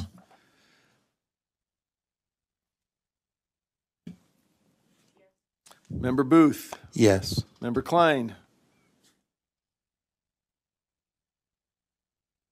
Member Davis. Yes. Vice Chair Earl. Yes. Member Green. Yes. Vice Chair Hart. Yes. Member Hymas. Yes. Member Carey, are you with us? Okay, Member Lear. Yes. Member Norton. Yes. Member Reel. Yes. Member Straight. Yes. Member Wood. Yes. Member Moss is a yes. That passes. And concludes, well, hold on Our here. pizza is getting cold. Let me just throw this out. No, Jim. Everybody's dying for pizza? Yes. Okay, here, let me just tell you the next agenda items. We still have requests for statutory changes. We did the proposals for funding requests. We still have possible statutory changes, including, I think, the one that Member Davis had that we deferred from earlier. I'll bring it back next time. Next in August? Yep. Okay, all right. We've got a new evidence-based screening tool, and then we've got the science standards. Do we want to tackle the evidence-based? We're not going to get the science standards before lunch, dinner. Do we want to tackle the evidence-based screening tool or straight to lunch? Huh? You know how much. On the evidence-based screening tool? We can eat while we work. That's a good point. 5 minutes to grab your pizza, we'll keep working. Okay.